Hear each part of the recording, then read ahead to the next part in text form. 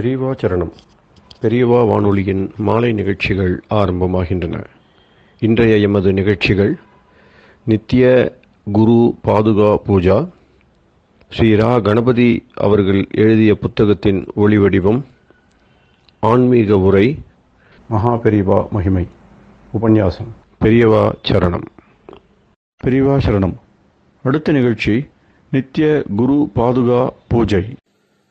शुक्लां भरदरं विष्णुं शशिवर्णं चतुर्भुजं प्रसन्नवदनं ध्यायेत् सर्वविघ्नोपशान्तये।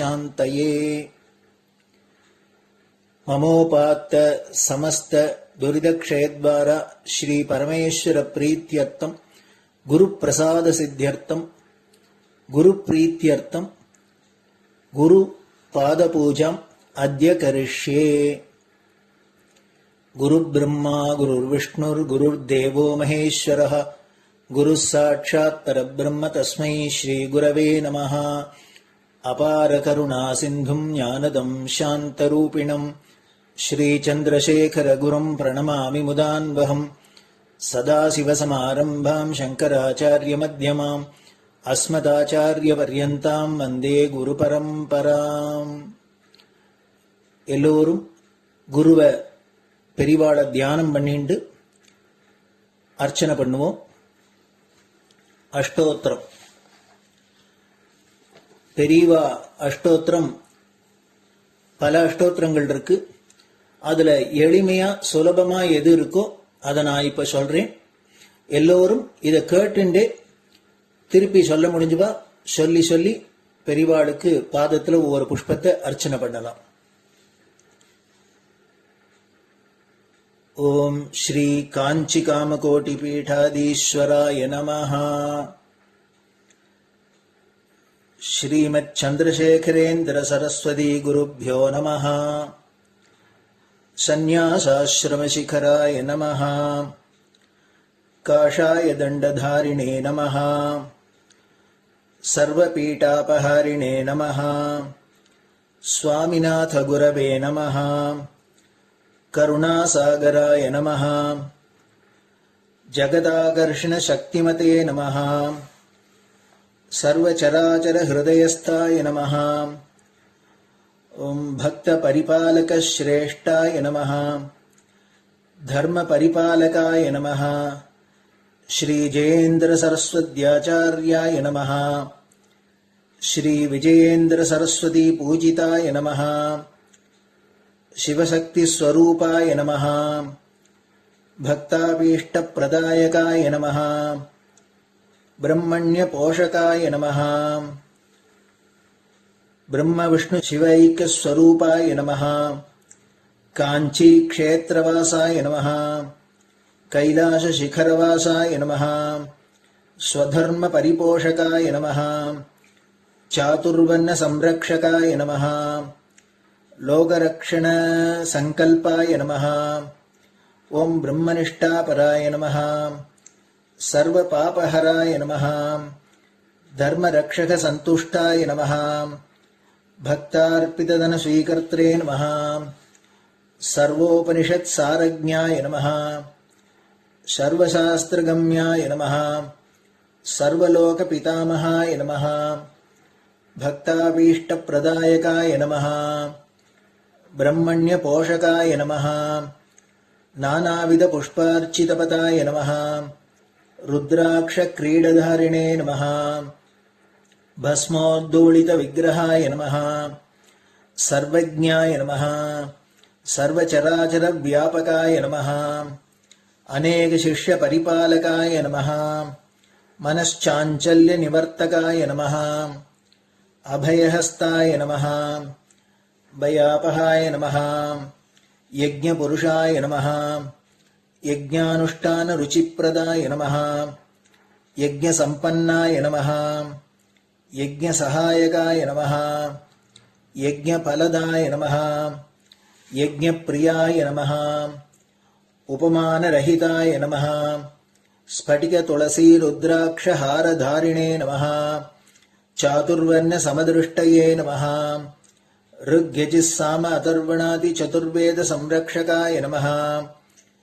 दक्षिणामूर्तिस्वरूपाय नमः जाग्रत् स्वप्न सुषुप्ति अवस्थातीताय नमः कोटिसूर्यतुल्य तेजोमय शरीराय नमः साधुसंग संरक्षकाय नमः अश्वगज गोपूजा निर्वर्तकाय नमः गुरुपादुक पूजा तुरंतराय नमः कनकाभिषिक्ताय नमः स्वर्ण बिल्वदल पूजिताय नमः सर्वजीव मोक्षदाय नमः मूकवाक्तान निपुणाय नमः नेत्र दीक्षादानाय नमः द्वादशलिंग स्थापकाय नमः गान रसप्रियाय नमः ब्रह्मज्ञानोपदेशकाय नमः सकलकलासिद्धिताय नमः चातुर्वण्य पूजिताय नमः अनेकभाषा संभाषण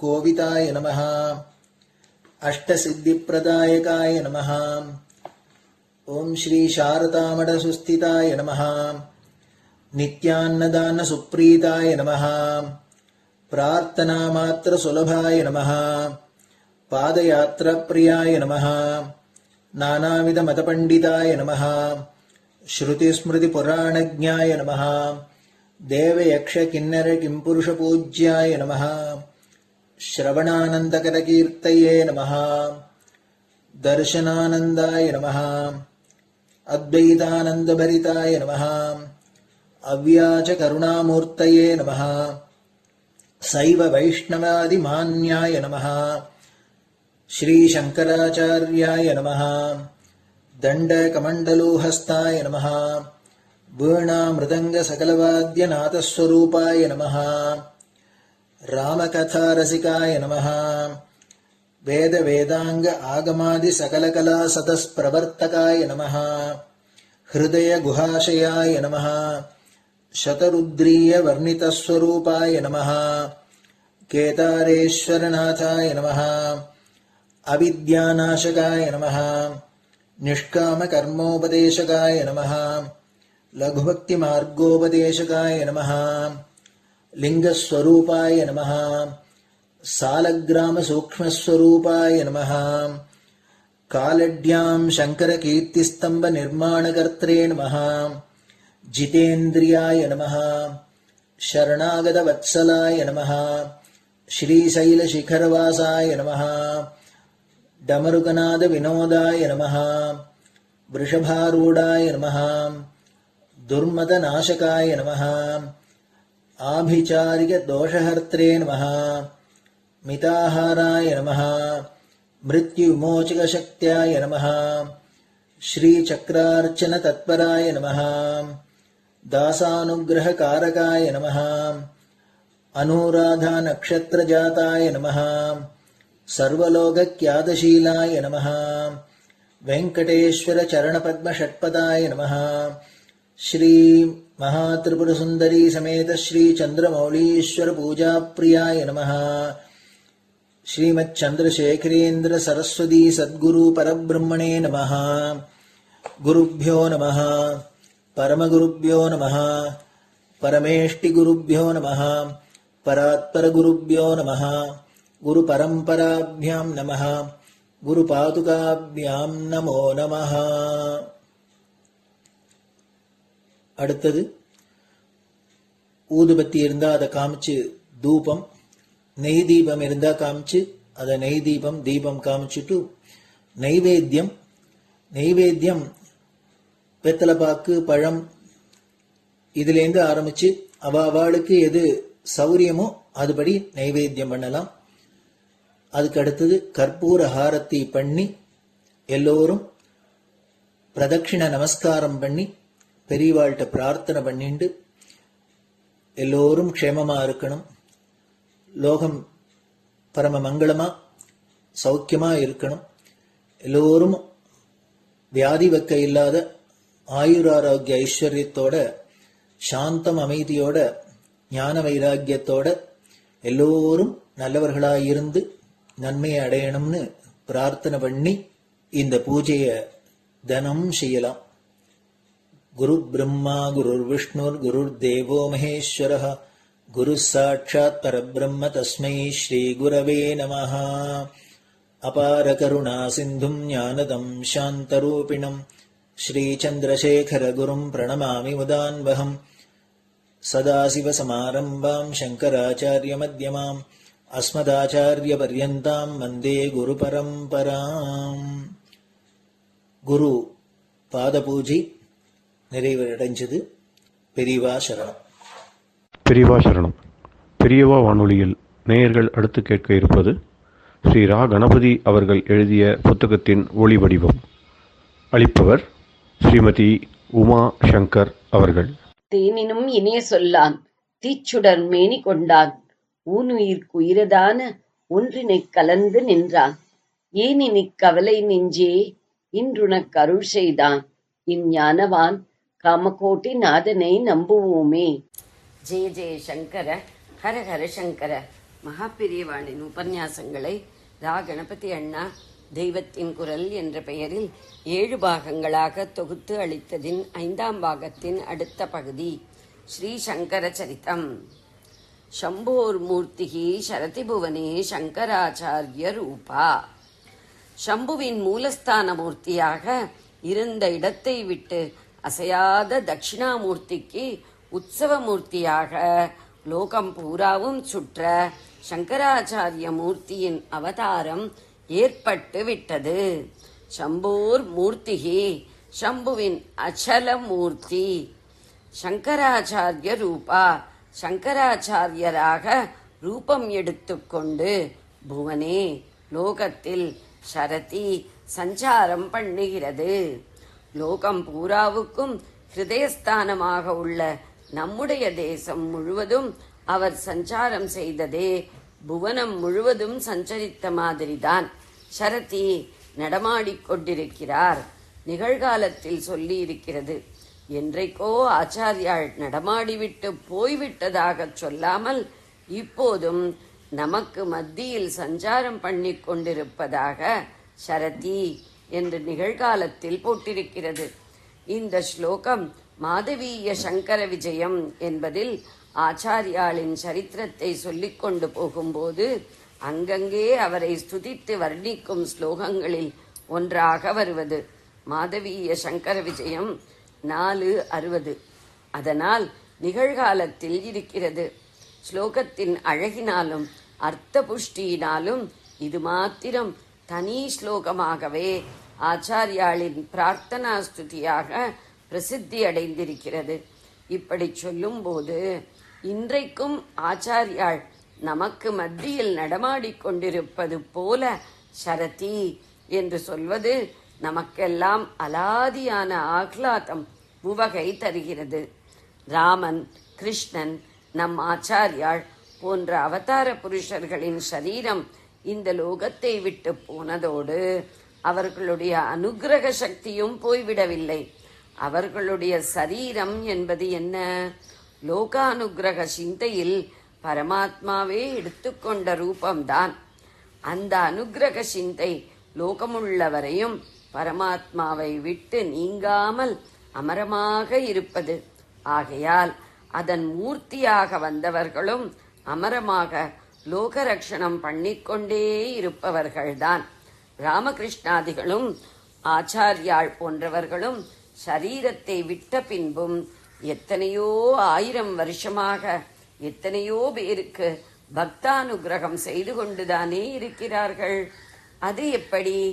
அனுக்கிரக ரூபமாக அருளுருவமாக அவர்கள் என்றென்றைக்கும் இருந்து கொண்டே இருப்பதால் தான் பக்தர்களின் பக்தி பாவம் ஓங்குகிற போது அனுக்கிரக ரூபம் என்பது ஸ்தூல ரூபமாகவே ஆகி இப்போதும் கூட அந்த புண்ணியமூர்த்திகளின் தர்சனமும் கிடைக்கிறது. இன்றைக்கும் நம்முடைய ஆச்சாரியாள் சூக்ஷ்மமான அனுக்கிரக சக்தியாக நமக்கு மத்தியில் சஞ்சரித்துக் கொண்டுதான் இருக்கிறார்.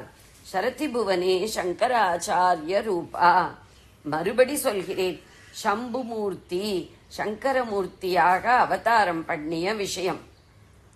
சம் என்பது நித்திய சுகம், அத்வைத ஸ்திதி என்கிற ஆத்மானந்தம். பூ என்றால் உற்பத்தியாகிற இடம். பரமேஸ்வரன் நித்திய சுகம் உற்பத்தியாகும் ஊற்றாக இருக்கும்போது சம்பு எனப்படுகிறார். அப்போது அத்வைதானந்த ஸ்வரூபமாக காரியமில்லாமல் இருப்பார். தட்சிணாமூர்த்தியாக அசையாமல் உட்கார்ந்து கொண்டிருப்பார். உச்சமான ஸ்தானத்தில் அந்த நித்யானந்த ஊற்று இருக்கிறது. அந்த உச்சத்துக்கு போக முடிந்த ரொம்ப கொஞ்சம் பேர்தான் அதன் ஞான தீர்த்தத்தை எடுத்து பயன்படுத்தி கொண்டு தாங்களும் ஞானிகளாகி நித்யானந்தத்தை பெற முடியும்.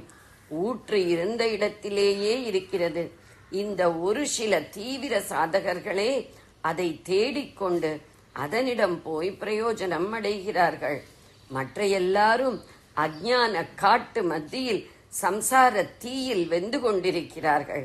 இந்த தீயை அணைப்பதற்கான ஞானானந்த தீர்த்தத்தை தரும் ஒரு ஊற்று, சம்பு என்கிற ஊற்று இருப்பதே அவர்களில் ரொம்ப பேருக்கு தெரியாது.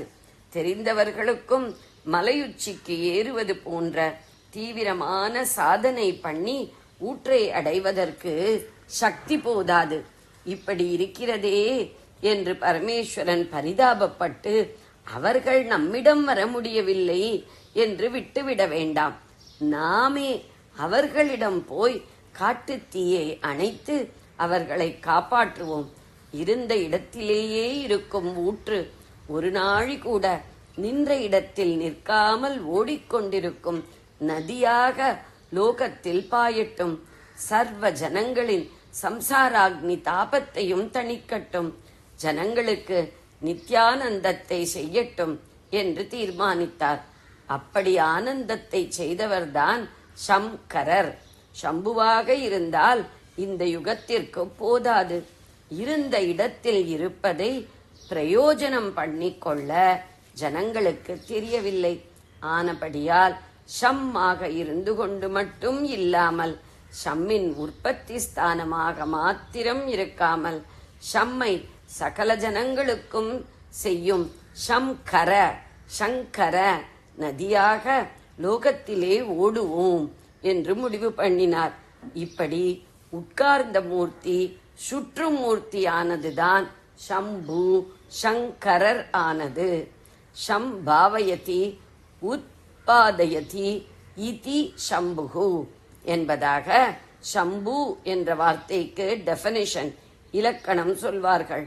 அதாவது சம்மை எவர் உற்பத்தி செய்கிறாரோ அவர் சம்பு என்று அர்த்தம். உற்பத்தி ப்ரொடக்ஷன் செய்வதோடு சரி, அதை விநியோகம் டிஸ்ட்ரிபியூஷன் செய்கிறவர் இல்லை. அநேக ஆலைகளில் உற்பத்தி மட்டும் செய்கிறார்கள். தாங்களே நேராக அந்த பண்டத்தை விற்பனை செய்து எல்லா இடத்திலும் விநியோகமாக பண்ணுவதில்லை. சில ஏஜென்ட்டுகள் மாத்திரம் உற்பத்தி சாலையிலிருந்து வாங்கி அப்புறம் வெளியில் எல்லாருக்கும் விற்பனை செய்கிறார்கள். ஏஜென்ட் வாங்க வராவிட்டால் உற்பத்தி பிரயோஜனம் இல்லாமல் தேங்கி கிடக்கும். உற்பத்தியான சரக்கு ஆலையிலேயே தான் கிடக்கும். யாருக்கும் பிரயோஜனம் இல்லாமல் தேங்கி கிடக்கும். ஆகையால் ஷம்மின் உற்பத்தியாளராக மாத்திரம் இருந்து உபயோகமில்லை. பின்னே என்னவாக வேண்டும்? ஷம்மை கொண்டு போய் எல்லார் கையிலும் சேர்க்கிற விநியோகஸ்தராக வேண்டும். ஷம் இவரிடம் மட்டும் தேங்கி கிடக்காமல் எல்லோருக்கும் கிடைக்கச் செய்ய வேண்டும். அப்படி செய்கிறவர்தான் சங்கரர். சம் கரோதி இதி சங்கரகா. சுகத்தின் உற்பத்தி ஸ்தானம் சம்பு என்றால் நாம் போய் அதை அடைய வேண்டும். சம் கரோதி சுகத்தை செய்கிற வஸ்துவாயிருக்கிறார் என்கிற பொழுது அது ஸ்வஸ்தானத்தை விட்டு புறப்பட்டு பல இடங்களுக்கும் வந்து நமக்கெல்லாம் சுகப்பிராப்தியை அருள்கிறது என்று ஏற்படுகிறது. ஊற்றுக்கு நாம் போய் ஜலம் கொண்டு வரணும். நதியோ அதுவே ஊர் ஊராக தேடி வந்து நமக்கு ஜலம் தருகிறது.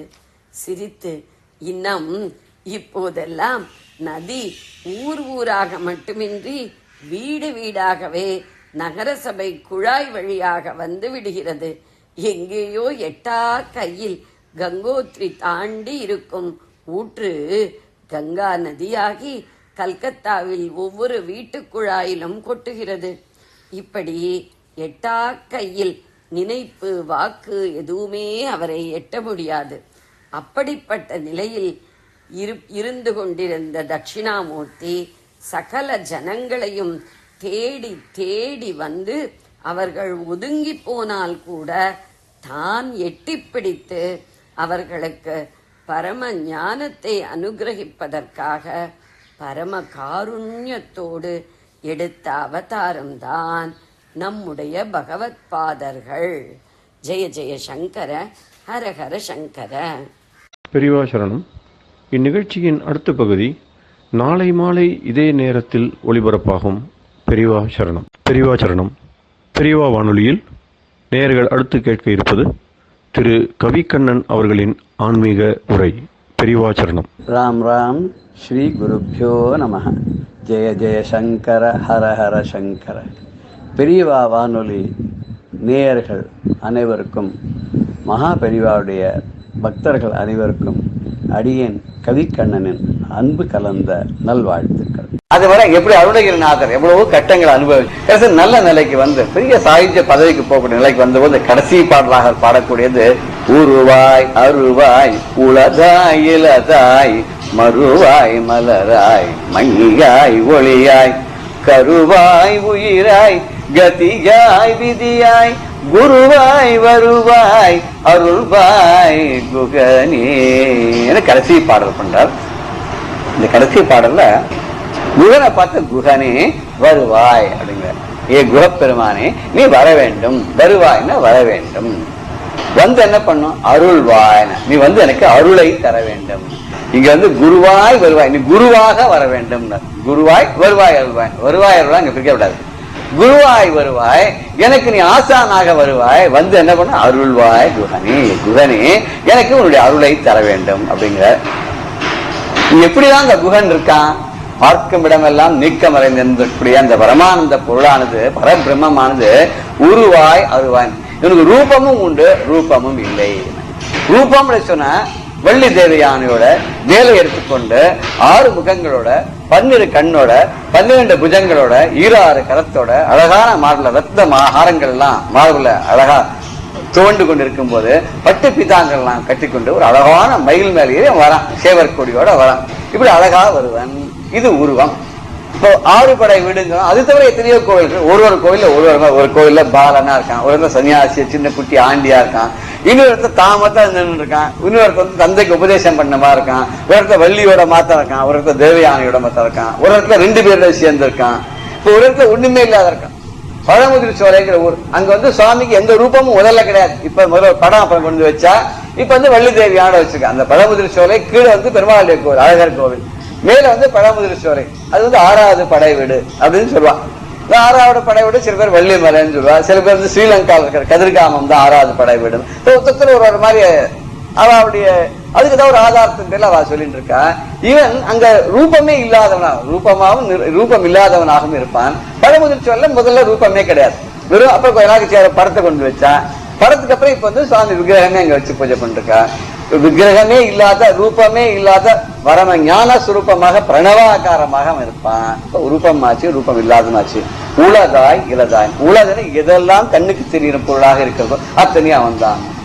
இப்ப இலதாய் கண்ணுக்கு தெரியாத அத்தனையும். ஓகே, இந்த பிரபஞ்சத்துல கண்ணுக்கு தெரியாத ஆகாசம்ங்கிறது இருக்கிற மாதிரி இருக்கு, ஆனா இல்லைங்கிறவன் அந்த இல்லாத பொருளும் அவன் தான். காற்று ஆனா இருக்கதா தெரியல, ஆனா ஸ்பர்சத்தினால இருக்குன்னு நம்ம சொல்றோம், அதுவும் அவன் தான். இல்லைன்னு சொன்னா அதுவும் அவன் தான், இருக்குன்னு சொன்னா அதுவும் அவனே தான். சோ இருக்கும் பொருளாகவும் இல்லாத பொருள். இல்லாத பொருள் எப்படி சார்னா, இங்க இல்லாத இருக்கலாம் சார், வேற எங்கேயா இருக்கப்படாதா? நேற்றுக்கு இல்லாத இருக்கலாம், இன்னைக்கு இருக்கப்படாதா? நாளைக்கு இல்லாத இருக்கலாம், இன்னும் இருக்கலாமே. இன்னைக்கு நேற்றுக்கு இல்ல, நாளைக்கு இருக்கலாமே. இப்ப இன்னைக்கு இல்லாத இருந்தாலும் நாளைக்கு தோன்றலாம்னு சில பொருள்கள் இருக்குல்ல, அதுவும் அவன் தான். சோ உருவாய் அருவாய் உளதாய் இலதாய், இல்லாததான் அவன் தான். மறுவாய் மலராய்.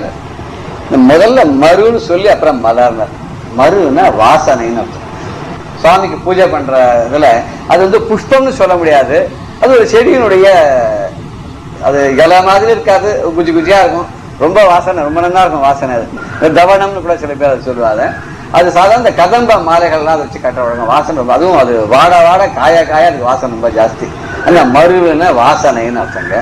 முதல்ல ஏன் வாசனை சொன்னா, நம்ம பூ பார்க்க முடியாது, வாசனை தானே முதல்ல தெரிஞ்சுவிடும். அந்த வாசனையாக அவன் இருக்கான்.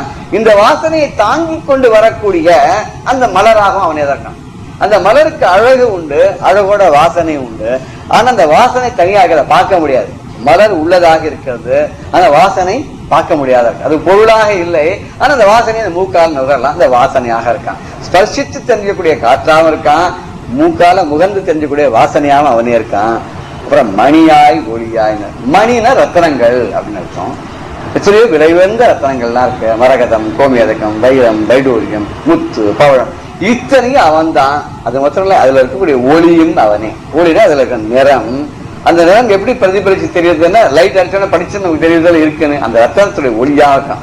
அபிராம்தான் அந்த மணியே, மணியின் ஒளியே, ஒளிரும் மணி புனிந்த அணியே, அணியும் மணிக்கழகே, அணுகாதவர்க்கு பணியே.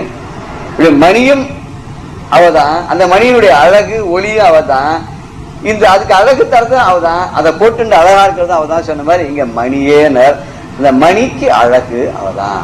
மணின்னா ரத்தனங்கள், அந்த ரத்தனத்துக்கு அழகு, அழகு எதனால வருது? அந்த ஒளியினால வருது, அதுவும் அவதான். கருவாய் உயிராய், கரு அப்படின்னு சொல்லும் போது உலகத்துல எந்த ஒரு பொருள் தோணுனா அதுக்கு உடம்புன்னு ஒண்ணு வேணும் இல்லையா, அதுதான் இந்த கருங்கிறது. ஒரு விஷயத்த சொல்லணும் கூட ஒரு ஐடியான்னு ஒண்ணு தோணும், அந்த கருங்கிறான். மனசுல ஒரு கரு உதித்ததுங்க. ஒரு கதை எழுதும்போது கூட ஒரு கரு உருவாகி இருக்குது. இதை வச்சு ஒரு பெரிய நாவல் எழுதிட்டாங்க. அது உள்ள ஆழமான கருத்து என்னங்க, அந்த கருத்து என்ற மாதிரி இந்த கருங்கும் போது ஒரு பாடி. இது வெறும் பாடி தான், அந்த கருவுக்கு ஒரு உயிரும் வேணும். சோ எக்காவும் அவனே தான் இருக்கான், அதுக்குள்ள உயிராவும் அவனே தான் இருக்கான். ரெண்டு சேர்ந்தா தான் கோழி குஞ்சு வெளியில வருது இல்லையா. கதியாய் விதியாய், கதினா இந்த உலகத்தில் பிறந்த அத்தனை ஜீவராசிகளும் கடைசியில் போய் சேர்ந்து அடைய வேண்டிய ஒரு நிலை, அதுதான் கதி. இந்த பரம பதம் சொல்றோம் இல்லையா, பரமபதம். பதம்னு ஒரு நிலை, பரமபதம் ரொம்ப ஸ்லாக்கியமான ஒரு பதம், உயர்ந்த ஒரு நிலை. அந்த நிலைக்கு கொண்டு சேர்க்கறது தான் நம்ம பாப புண்ணியங்கள் தான். அந்த நிலையான அந்த நிலையா அவனதான் இருக்கான். கதியாய் விதியாய், விதின்னு என்ன, அது போய் சேரத்துக்கு நம்ம ஒரு பிராப்தம்னு வரணும். இதுக்கு விதிச்சிருந்தா தானே கிடைக்கும் இல்லையா. நல்லது செய்யணும்னு விதி இருந்தா தான் நல்லது பண்ணும். மதிய உபயோகப்படுத்தணுங்கிற ஒரு விதி இருந்தா தான் மதிய உபயோகப்படுத்தும். வெறும் மதிய வச்சுட்டு கூட ஒன்றும் பிரயோஜனம் இல்லை. சில பேர் காசு வச்சுன்னு சும்மா இருக்க முடியல, நல்ல காரியங்கள் எவ்வளவு செய்யலான்னு செய்ய முடியறது இல்லையா. செய்யணும்னு எண்ணம் இருக்கிறவளுக்கு பணம் இருக்கிறது இல்ல, பணம் இருக்கிறவளுக்கு மனம் இருக்கிறது இல்ல. இப்ப ரெண்டு இருக்கணும்னு ரெண்டு சேர்ந்து கோஆர்டினேட் பண்ணணும், என்ன பண்ணும், அதுக்கு ஒரு விதி இருந்தா தான் முடியும். அந்த விதிங்கிறது என்னன்னு சொன்னாக்க ஒரு வினை பயன், இப்படிதான் ஒரு நிர்ணயம் பண்ற. அந்த நிர்ணயம் பண்ணக்கூடிய ஒரு சக்தியாகவும் அவனே இருக்கிறான். இப்படி எல்லாமாகவும் இருக்கக்கூடிய அவனே, குகனே நீ எனக்கு அருளை தர வேண்டும்.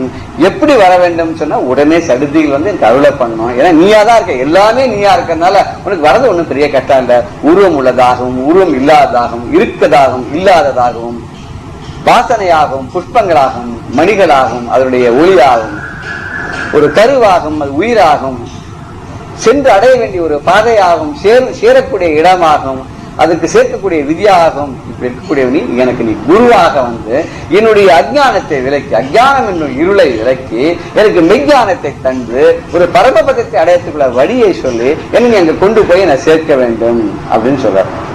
இவர் கேட்ட மாதிரியே குருவாய் வருவான்னு கேட்ட மாதிரியே புஜங்க ஸ்தோத்திரத்துல ஆதிசங்கர் கூட எப்படி கேட்கிறாருனாக்க, ஏ முத்துக்குமாரா, அவர் சன்னியாசி, அவருக்கு எதுவுமே கிடையாது. ஏன் இப்படி எழுதினான்னு தோன்றதுன்னா, இதை நாம தான் படிக்க போறோம், நமக்கு சுலபமா வழியை பண்ணி கொடுத்துருக்காரு. எப்படி அவரை ஸ்தோத்திரம் பண்ணுன்னு தெரியல, இந்த எழுதி கொடுத்தா இதை வச்சுன்னு சொல்லு. எத்தனை பேருக்கு எந்த மந்திரம் சொல்லணும்னு தெரியாது, குரு உபதேசம் இந்த மந்திரத்தை 108 தடவை சொல்லு அப்படின்ற புஜங்க ஸ்தோத்திரத்தை எழுதி நம்ம கையில கொடுத்தாரு. அதே பஜகோவிந்தத்தை எழுதி நம்ம கையில கொடுத்தாரு. சிவானந்த நகரி சௌந்தர்யம் எழுதி கையில கொடுத்தாரு. இதெல்லாம் படிங்க, யாருக்கு எது இஷ்டமோ எந்த சுவாமி இஷ்டமோ அவன் மேல படிங்க எழுதியிருக்காரு. இந்த படிக்கிறவாளுக்கு பிரயோஜனப்படணுன்றதுக்காக தான் எழுதியிருக்காரு நினைக்கிறேன். ஏ முத்துக்குமாரா, என்னோட வீட்டுல இருக்கக்கூடிய என்னுடைய மனைவி, என்னோட குழந்தைகள், என்னோட சொந்தக்காரா, செல்வங்கள், மாடு கண்டுகள், தோப்பு துறவு, இது இத்தனையும் ஒண்ணுன்னா சொல்லிட்டு மற்ற ஸ்திரீ புருஷன் சொன்னேன் சொல்லாதவா, வேண்டியவா வேண்டாதவா, அக்கம் பக்கத்தா இத்தா எல்லா பேரையும் சொல்லி என்னை சார்ந்தவர்களாக உள்ளவர் எல்லாரும் எப்படி இருக்கணும்னா, உன்னை பூஜிப்பவர்களாக இருக்க வேண்டும், உன்னை வணங்குபவர்களாக இருக்க வேண்டும், உன்னை ஸ்தோத்திரம் செய்து தொழுபவர்களாக இருக்க வேண்டும், உன்னையே நினைப்பவர்களாக மாட்டு இந்த உலகத்தில் இருக்கணும். அப்படி எனக்கு ஒரு அவளை பண்ண வேண்டும் அப்படின்னு கேட்கிறார். களத்திரம் சுதா பந்து வர்க்க பசுர்வா நரோவா அத நாரி கிரகேயே மதீயாக யஜந்தோ நமந்தஹ ஸ்துவந்தோ பவந்தம் ஸ்மரந்தஸ்ச தே சந்து சர்வே குமாரஹ. ஏ குமாரா, என் முருகப்பெருமானே, எல்லாரும் உன்னையே நினைப்பவர்களாக, உன்னையே தொழுபவர்களாக, உன்னை சார்ந்தவர்களாக, உனக்கு பக்தி செய்பவர்களாக, அதனால் நல்ல நன்மை எல்லாம் அடையக்கூடியவர்களாக என்றென்றும் இருக்க வேண்டும் அப்படின்னு சொல்லி இந்த பாடல சொல்றார். அவனை தவிர ஒண்ணுமே இல்லை அப்படின்னு சொல்லும் போது ஒரு அடையாளம் ஒண்ணு இருக்குன்னு ஒருத்தர் சொல்றார். உன்னுடைய பக்தன்கிறதுக்கு எனக்கு ஒரே ஒரு அடையாளம் இருக்கு. அவன் கதிகட்டு கடை போகணுமா அப்படின்னு கேட்டார். இப்ப கதி இருக்குன்னு சொன்ன மாதிரி ஒரு பாடல் இருக்கு, அதை மாத்திரம் பார்க்கலாம். அடையாளம் ஒன்றுண்டு எனக்கு, உன் அடியாதம் கூட்டத்தில் அடியேனும் ஒருவன் என்று அடையாளம் ஒன்றுண்டு எனக்கு. உன்னுடைய பக்தர்கள் கூட்டத்தில் நானும் ஒருத்தன் அப்படின்னு சொல்லிட்டு எனக்கு ஒரு அடையாளம் இருக்கு. டாக்டர் சொல்றாங்க, விடை ஏறும் பெருமானின் கண்மணியே, 6 படை வீடு குடிகொண்ட சிவமணியே. சிவனுடைய கண்களிலிருந்து மணியாக வந்த முருகப்பெருமானே, 6 படை வீடுகளுக்குள்ள அழகாக உட்கார்ந்து கொண்டிருக்கிறாய், சிவனுடைய கண்மணியாக வந்தவனே, உன்னுடைய பக்தன் சொல்லி ஒரே ஒரு அடையாளம் இருக்கு. அறியாமல் செய்பிழைகள் அளவில்லை, அதன் வழியை நெறி தவற கூற்றுவன் என்னை நெருங்காமல் விரட்டிடவே, நிறை கருணை பத சுவடு என் சிறமீது பதித்து இந்த சிறியனை ஆட்கொண்ட சீராறு முகத்தோனினர். அறியாத செய்பிழைகள் நிறைய, எத்தனையோ தப்பதான் நான் பண்ணிருக்கேன், அதுக்கு அளவே கிடையாது. ஆனா அந்த தவறுகள் வழியாக இழைக்கும் வினை வழியே அடுங்காலும் என்னை நடுங்க அழைக்கும் போது நான் செஞ்ச பாவத்து மூலமா, பாவத்தினுடைய பலன் மூலமாக அந்த கூற்றுவன் ஒரு நாள் அழைக்கிறது வருவான் இல்லையா, அவங்க வந்து நெருங்காமல் அந்த விரட்டுறதுக்காக உங்களுடைய கருணை மிகுந்த பாத சுவடு, உங்களுடைய பாத சுவடு என் தலைமையில இருக்கு. எப்போ உன் தலையில வச்சுருக்கணும் இல்லையா, அதோட பாதமாக அந்த சுவடானது என் தலைமையில இருக்கு. இது பதிந்திருக்கிறதுனால, நீ என்னை ஆட்கொண்டதுனால இந்த யமன் வந்து என்கிட்ட ஒண்ணு வரமாட்டான், எந்த துக்கமும் கட்டமும் வராது. அப்படியே கட்டங்கள் என்னை நெருங்காமல் ஒரு அழகான ஒரு நிலையை எனக்கு கொண்டு சேர்க்கறதுக்காக உன்னுடைய பாத சுவடுகள் தலைமையில வச்ச. நின் பாதக்கமலம் பாதமெனும் வாசக்கமலம் தலைமையில் வலிய வைத்த ஆண்டுன்னு அபிராமிதாஸ் சொன்ன மாதிரி இவருடைய பாத கமலங்களுடைய சுவடான என்னுடைய தலையில பதிந்திருக்கிறதுனால எனக்கு யம பயமோ மற்ற துஷ்டருடைய பயமோ எதுவுமே எனக்கு கிடையாது அப்படின்னு சொல்றார். அப்பேற்பட்ட முருகனை எப்படி வரணும்னு சொல்லிட்டு கருணகிரிநாதர் ஒரு இடத்துல பாடியிருக்கார். அதல சேதனாராட அகில மேரு மீதாட அபின காளி தானாட அவளோடு அதிர வீசிவாதாடும் விடையில் ஏறுவாராட அருகு பூத வேதாளம் அவை ஆட மதுரவாணி தானாட மலரில் வேதனாராட மறுபு வானுளோராட மதியாட பச்சன மாமியாராட நெடிய மாமனாராட மயிலுமாடி நீகாடி வரவேணும். எப்படி வரணும்? குருவாய் வருவாய் அருள்வாய் குகனின் பாடினார். திருப்புகள் என்ன சொல்றாருன்னு, இந்த மா காளி ஆடின்னு இருக்கா, அம்மா பரமேஸ்வரி, அவ அந்த அபின காளி ஆடின்னு இருக்கா, அவளோட அதுக்கு சமமா ஆடக்கூடிய பரமேஸ்வரன் 2 பேருமா சேர்ந்து விடை நீதி என்ன இந்த ரிஷபத்து மேல ஏறி வரணுமா. எப்படி வரணும்? அவ கூடவே இந்த பூதங்கள் வேதாள கணங்கள் எல்லாம் ஆடிக்கொண்டு கூட்டமா வரணும். அது மட்டும் போறாதான், மதுர வாணி தானாடம், ரொம்ப இனிமையாக பாடக்கூடிய வீணை வாசிக்கக்கூடிய அந்த வாணி சரஸ்வதி வரணும். அவரோட கணவன் அவர் வந்து வேதனார்னா வேதத்தை சொல்லக்கூடிய நான்முகன் சத்துர்முகன், அவன் எப்பவும் தாமரை மலர்ல உட்கார்ந்துருக்கான், அவன் தன்னுடைய சம்சாரத்தோட வரணும்னார். மறு பானுளோர் ஆட, எப்பவுமே பிரம்மா கிட்ட தான் இந்த தேவர்கள்லாம் எப்பவும் முதல்ல போவான். எந்த சுவாமி கிட்ட முதல்ல நேர போயிட முடியாது, அது புரோட்டோகால். முதல்ல இவர்கிட்ட போய் கேட்டு இவருடைய அறிவுரைப்படி அப்படி பெரிய தாத்தா வந்து வயசானவர், இவர் தான் சரியானபடி எல்லாம் சொல்லுவார். எப்ப எப்படி போய் யாருடைய நோக்கங்கள் சொல்லக்கூடிய அவரோட தான் போவாளாம். இவரோட எல்லாருக்கும் போன இங்கேயும் அந்த தேவர்கள்லாம் புடைசூழ வரணுமா. வசனா மாமியார் ஆரம்பிங்க, மாமியார் ஆரம்ப லட்சுமி. என்ன தேவயானை வந்து மகாவிஷ்ணுவோட புத்திரின்ற ஒரு கதை இருக்கு. அப்ப இவர் மகாவிஷ்ணு வந்து மாமனார், நெடிய மாமனார். ஏன் நெடிய மாமனார் போட்டா, திருவிக்கிரம அவதாரம் பண்ணார் இல்லையோ, ஆகாசத்துக்கு பூமியை நின்று ஈரடியால் மூவலையும் மறந்த நெடுமால் இல்லையா, அந்த நெடுமாலோட சேர்ந்து வச்சனா மாமியார் அவ கூடவே வரணுமா. எப்படி யாரு? லட்சுமியும் கூட வரணுமா. அப்படி மயிலும் ஆடி நீ ஆடி வரணும். இத்தனை பேர் வரணும்னா இது எதுக்கு வரணும்? உன்னோட மயிலும் ஆடணும், இது போராது நீயும் ஆடி வர வேணும்னார். இப்படி வந்த அழகான இத்தனை பேர் எதுக்கு வந்தார், எதுக்கு வந்தாங்கிற ஒரு சின்ன ஒரு கீர்த்தனை இருக்கு. அதை வந்து நம்ம பாடி இன்றைய நிகழ்ச்சியை நிறைவு பண்றோம். கல்யாண கோலத்தை காண்போமே, கருணை வடிவான தணிகை மலை வேலல் கல்யாண கோலத்தை காண்போமே. கருணையே வடிவாக தணிகை மலையில் இருக்கக்கூடிய அந்த திருத்தணி முருகனுடைய கல்யாண கோலத்தை நம்ம இப்ப பார்க்கலாங்க. ஏன்னா வான கூப்பிட்டாச்சு, வந்தா ஏதோ ஒண்ணு கிடைக்கணும் இல்லையா, வந்தவனை கூப்பிட்டு இருக்கு அதைத்தான் இதுதான் சொல்றதுக்கு போல அவன் எப்படி அழகா வந்தான்றதை அனுபவிச்சு முடிக்கலாம். தர வேண்டியதெல்லாம் அவனுடைய காக்க கடன் உனக்கு கந்த வடிவேலாம் ஒருத்தர் பாடின மாதிரி நம்மளை காப்பாற்ற வேண்டிய அவனோட கடன். கேட்காததை அள்ளி கொடுத்துருவான், கேட்டாது கொஞ்சமா அதை கொடுத்துட்டு போயிடுவான்.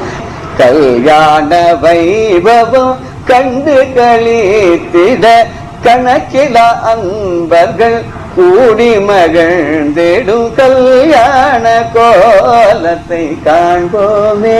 இந்த கல்யாண வைபவத்தை பார்க்கணுன்றதுக்காகவும் அதை பார்த்து சந்தோஷத்தை அனுபவிக்கணுக்காக கணக்கில்லாத அடியார்கள்லாம் வந்து கூடியிருக்கலாம். அப்பேற்பட்ட அந்த கல்யாண கோலத்தை பார்க்கலான்னு அந்த கல்யாண கோலம் எப்படி இருக்குன்னு சரணத்தை சொல்ல போறான். அலை கடல் வண்ணன் ஆசியும் நல்கிட அவன் மார்புரைவாள் அருள்மழை பொழிந்திட மலை மகள் உமையும் மாண்புடை ஈஸ்வரும் மகிழ்வோடு தம் மகன் மனம் தன்னை கண்டிட கல்யாண கோலத்தை காண்போமே. அலைக்கடல் வண்ணன் ஆசியும் நல்கிடன். அலைக்கடல் வண்ணன் சமுதிர நீல கலர் கலந்த மகாவிஷ்ணு அவன் வந்து ஆசி சொல்றானா. அவன் மார்பு உறைவாள் அருள் மழை பொழிந்திடன். அவனுடைய மார்பில தங்கக்கூடிய மகாலட்சுமிக்கால அருள் ஆசியை வழங்குறாளாம். மலைமகள் உமையும் மாண்புடை ஈசன் அப்பா அம்மா இவ ரெண்டு பேரும் மகிழ்வோடு தம் மகன் மனம் தன்னை கண்டிடன. இவ வந்து வள்ளியை கல்யாணம் பண்ணிக்கிறார். அது லவ் மேரேஜ். அப்பா அம்மாக்கு எந்த வேலையுமே வைக்கல. கல்யாணம் நாளைக்கு கல்யாணம் வாங்குன்னு சொல்லிட்டு முருகனுடைய கல்யாணத்தை பார்க்கறதுக்காக பரமேஸ்வரன் பார்வதியும் வந்தா. மலைமகள் உமையும் மாண்புடை ஈசனும் மகிழ்வோடு தம் மகன் மனம் தன்னை கண்டிடன. இன்னும் வேற யாரும் வந்துக்கா. கலைமகள் இனியனர் கானமிழைத்திட கணபதி அருகினில் கனிவுடன் வீற்றிட தலைமையில் அமர்ந்து தேவன் பிரம்மன் திருமணம் தன்னை தானே நடத்திட கல்யாண கோலத்தை காண்போமே. வாணி சரஸ்வதி அழகா வீணவாசி இருக்கலாம். ஒரு இப்பெல்லாம் கச்சேரி வைக்கிறது ஒன்று இருப்பாங்க. முருகன்களே கச்சேரி, அது முகூர்த்தத்தின் போதே கச்சேரிங்க. இங்க வாணி வீணவாசின்னு அழகா சங்கீதத்துல பண்றான். கணபதி அருகினில் கனிவுடன் வீட்டுல பிள்ளையார் இல்லைன்னா காரியமே நடக்காது. இந்த பிள்ளையார் வேண்டான்னு போனாலும் எவ்வளவு அவஸ்தப்பட்டிருக்கா இல்லையா. இவனே அவஸ்தப்பட்டிருக்கானே. அப்புறம் யானையா போய் தானே வள்ளிய சமரசம் பண்ணி அரிசனத்துக்கு உபகாரம் பண்ணார். அதாவது இவர் வந்து நிக்கிறார். கணபதி வந்து பக்கத்துல இருக்க அருகினில் கனிவுடன் வீட்டு சந்தோஷமா தம்பியோட கல்யாணத்தை பார்த்துல பக்கத்துல எந்த விகலமும் இல்லாத தானே முன்ன நின்று இருக்கார். தலைமையில் அமர்ந்து தேவன் பிரம்மன் திருமணம் தன்னை தானே நடத்தினார். இந்த பிரம்மா தான் விதியை எழுதுறவன். அவரே வந்து உட்கார்ந்து இந்த கல்யாணத்தை நடத்தி வைக்கிறான். அவர் தான் புரோஹிதரா இருந்து இந்த கல்யாணத்தை நடத்தி வைக்கிறார். இன்னும் வேற யார் இருக்கா. நாரத முனியோடு நான் மறை உணர்ந்தோர் நற்கடல் போற்றியே நாற்புறம் வீற்றிட ஆருயிர் மயிலும் அன்புடை அரவமும் அமரரும் ஆங்கவர் அழகினில் மயங்கிட. நாரத முனிவர் அவரோட நான் வரை உணர்ந்த வேதங்கள் கற்றறிந்த வேதியர்கள்லாம் சுற்றி இருக்கா. இவெல்லாம் என்ன பண்ணான்னா இவருடைய முருகனுடைய பாத கமலங்களை பற்றி கொண்டு அதை புகழ் பாடி 4 பக்கம் சுற்றி உட்கார்ந்து இருக்காளாம். ஆருயிர் மயில் அன்புடை அறம். அறம்னு பாம்பு. பாம்பும் மயிலும் பக்கத்துல இருக்கு. பாம்பை கண்டா மயிலுக்காகாது, மயிலை கண்டா பாம்பு பயப்படும். இந்த ரெண்டும் அங்க ரொம்ப அழகா அந்த கல்யாணத்துல இந்த பக்கத்துல இருந்து ஆசையா பார்த்துட்டு இருக்கு. அமரரும் அங்கு அவர் அழகினில் மயங்க. சுத்தி வர அமரர்கள் தேவர்கள் இவெல்லாம் என்ன பண்றாங்க, இவளோட அழகை பார்த்து மயங்கி ஆஹா ஆகான்னு பாரு. முருகன்னாலே அழகு. இன்னைக்கு இன்னும் ரொம்ப அழகா வேற இருக்கான். அழகுக்கு அழகு சேர்த்த மாதிரி வள்ளி வேற இருக்கா. கல்யாண கோலை வேற பார்த்து சந்தோஷமா இருக்காளாம்.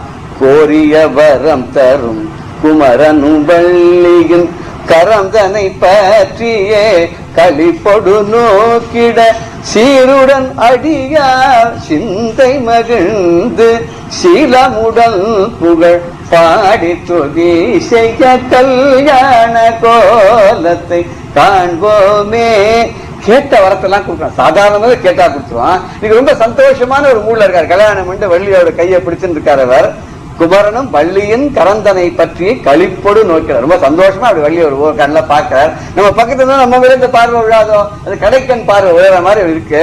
சீருடன் அடியா சிந்தனை பக்தர்கள் எல்லாம் மனசு ரொம்ப சந்தோஷமா இந்த மாதிரி ஒரு சூழ்நிலை. ஒரு கல்யாணம் எதுக்குன்னா 4 பேர் வரணும். அக்கேஷன்ஸே எதுக்குன்னா செலவே நம்ம பார்க்கறது இல்லையே. அதுதான் எல்லாரும் மீட்டிங் பாயிண்ட் வந்து சந்தோஷமா அவருடைய டு ஷேர் த பிளசன்ட் அரியர்ஸ்ன்னு சொல்லுவா. ஒரு ஆனந்தத்தை கொடுக்கறதுக்காக இந்த மாதிரி கல்யாணங்கள் நடக்கிறது. இங்க முருகனுடைய கல்யாணத்துல அவ்வளவு ஆனந்தமா இருக்கு. அத்தனை பேர் உட்காந்து, ஒருத்தர் கூட மிச்சம் இல்லாத அங்க உட்காந்துருக்கா திருத்தணியில.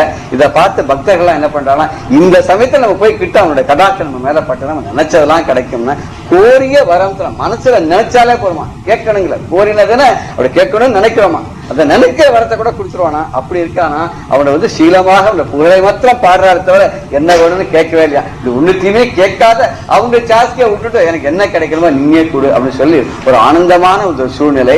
இந்த சூழ்நிலையில எல்லாருமா போற்றி பணிந்து கொண்டு அந்த முருகப்பெருமான ஒரு நல்ல அனுபூதி கிடைக்கணும் அப்படின்றதுக்காக அவெல்லாம் அந்த இடத்துல கூடியிருக்கா, சந்தோஷமா இருக்கா. இந்த சந்தோஷமானது என்றென்றைக்கும் என்னென்னைக்கும் நிலைத்திருக்கணும் சொல்லி நம்ம எல்லாருக்குமே அந்த முருகனானவன் குருவாக வந்து எல்லா அருளையும் தந்து, இதுவரைக்கும் கிடைச்சதெல்லாம் பெருசுல, இதை விட இன்னும் கிடைக்காத பெரிய ஆனந்தங்களா இருக்கலாம்.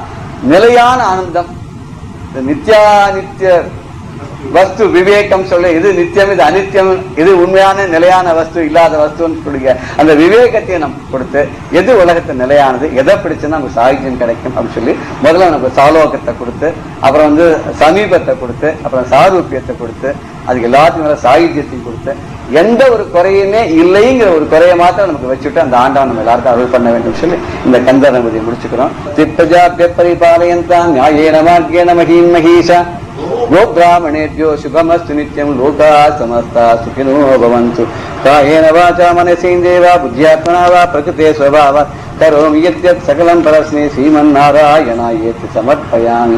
ஆறிரு தடந்தோள் வாழ்க, ஆறுமுகம் வாழ்க, வெப்பை கூறுசை தனிவேல் வாழ்க, குக்குடம் வாழ்க, செவ்வேல் ஏரிய மங்கை வாழ்க, யானை தன் அணங்கு வாழ்க, மாரிராவல்லி வாழ்க, வாழ்க சீரடியார் எல்லாம்.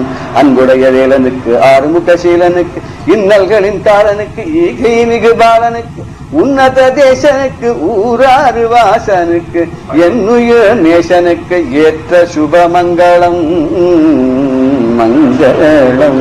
சத்குருப்யோ நமः. பெரியவா சரணம். இந்நிகழ்ச்சியின் அடுத்த பகுதி நாளை மாலை இதே நேரத்தில் ஒளிபரப்பாகும். பெரியவா சரணம். பெரியவா சரணம். அடுத்த நிகழ்ச்சி மகா பெரியவா மகிமை உபன்யாசம். வழங்குபவர் பிரம்மஸ்ரீ கணேச சர்மா அவர்கள். அபார கருணா சிந்தும் ஞானதம் சாந்தரூபிணம் ஸ்ரீ சந்திரசேகர குரும் பிரணமாமி முதான்வகம். பண்டரிபுரத்தை விட்டு யாத்திரை கிளம்பி பெரியவா வந்துருக்கிறதே, ஒன்றும் இல்லாத வெட்ட வெளியில் வயல் காட்டில் ஒரு குளமும் மரமும் இருந்த இடத்துல பல பேருக்கு அன்னதானம் பண்ணினா 50-60 பேருக்கு சாதம் போட்டா அப்படிங்கிறதெல்லாம் பார்த்தோம். அப்படி பெரியவா யாத்திரை பண்ணிட்டு வரா. இந்த சாதம் போட்டது, அன்னம் பண்ணினது, இது மாதிரி வரவழைச்சது அப்படிங்கிறதெல்லாம் பல நிகழ்ச்சிகள் சொல்லலாம். பெரியவாளோட பக்தரில் தலை சிறந்தவர் பிரதோஷம் மாமா. இந்த பிரதோஷ மாமாவத்தில் எப்பொழுதுமே மாசமே பெரியவாளோட திருநட்சத்திரமான அனுஷத்தை விமரிசையாக கொண்டாடுவா. கார்த்தால ஆயுஷோமம் ஆவந்தியோம் எல்லாம் பண்ணுறது, சாயந்தரம் பெரியவாளோட திருவுருவ படத்தை ஊர்வலம் வருது, இதெல்லாம் எப்பொழுதும் நடக்கும். அதே மாதிரி வைகாசி அனுஷத்தில் இந்த வருஷ ஜெயந்தியில், பெரியவா ஜெயந்தியில் மகாருத்ரம் அதிருத்ரம் முதலான யாகங்கள்லாம் பண்ணுறது, சுவாசினி பூஜை பண்ணுறது, இது மாதிரி பல நிகழ்ச்சிகள்லாம் நடக்கும். அப்படி வருஷம் நடந்துருக்கிறதே எக்மோரில் ரயில்வே குவார்ட்டர்ஸில் இருந்தால் அப்போ ஒரு வருஷம் நடந்துட்டுருக்கு. கார்த்தால எல்லாம் 2-3 நாளாக மகாருத்ரம் எல்லாம் நடந்துட்டுருக்கு. ஏகாதசி ருத்ரம் மகாருத்ரம் மாதிரியெல்லாம் நடக்கும் வருஷம் ஒரு தினசா. ஜெயந்தி அன்னைக்கு எல்லாம் கார்த்தால ஹோமெல்லாம் முடிஞ்சு எல்லாரும் ஆகாரம் அன்னதானம் நடந்துட்டுருக்கு. சாப்பாடெலாம் போட்டுட்டே இருக்கா. வந்தவாளுக்கெல்லாமே சாப்பாடு உண்டு, எல்லோரும் உண்டு. பல பேர் வருவா, தரிசனத்துக்கு வருவா, எல்லோரும் சாப்பிட்டு போகிறது எல்லாம் சம்பிரதாயம். அப்படி போட்டுருக்கிறதே பிரதோஷ மாமா பாலாஜிங்கிற பக்தர் எல்லாரும் வாசலில் உட்காந்துட்டு இருக்கா. இப்போ சமயக்காரர் வந்து சொன்னார், மாமா இன்னும் 2 பேட்ச் ஒரு பேட்ச் சாப்பிட்றதுக்கு இருக்கா, அரிசி அநேகமாக ஆக போகிறது, இன்னும் கொஞ்சம் அரிசி வேணும். ராத்திரிக்கு வேற பெரியவா ஊர்வலம் சப்பரத்தில், பெரிய சப்பரத்தில் பெரியவாளை புருஷவாக்கத்தில் கங்காதீஸ்வரர் வீதியில் 4 ராஜ வீதியில் பிரமாதமாக விமரிசையாக ஊர்வலம்லாம் விட்டு அது ராத்திரி 1 மணி 2 மணிக்கு வந்து அதுக்கப்புறம் எல்லாருக்கும் புளி சாதம் தயிர் சாதம் முதலான பிரசாத விநியோகம்லாம் பண்ணி இதெல்லாம் வேற இருக்குது.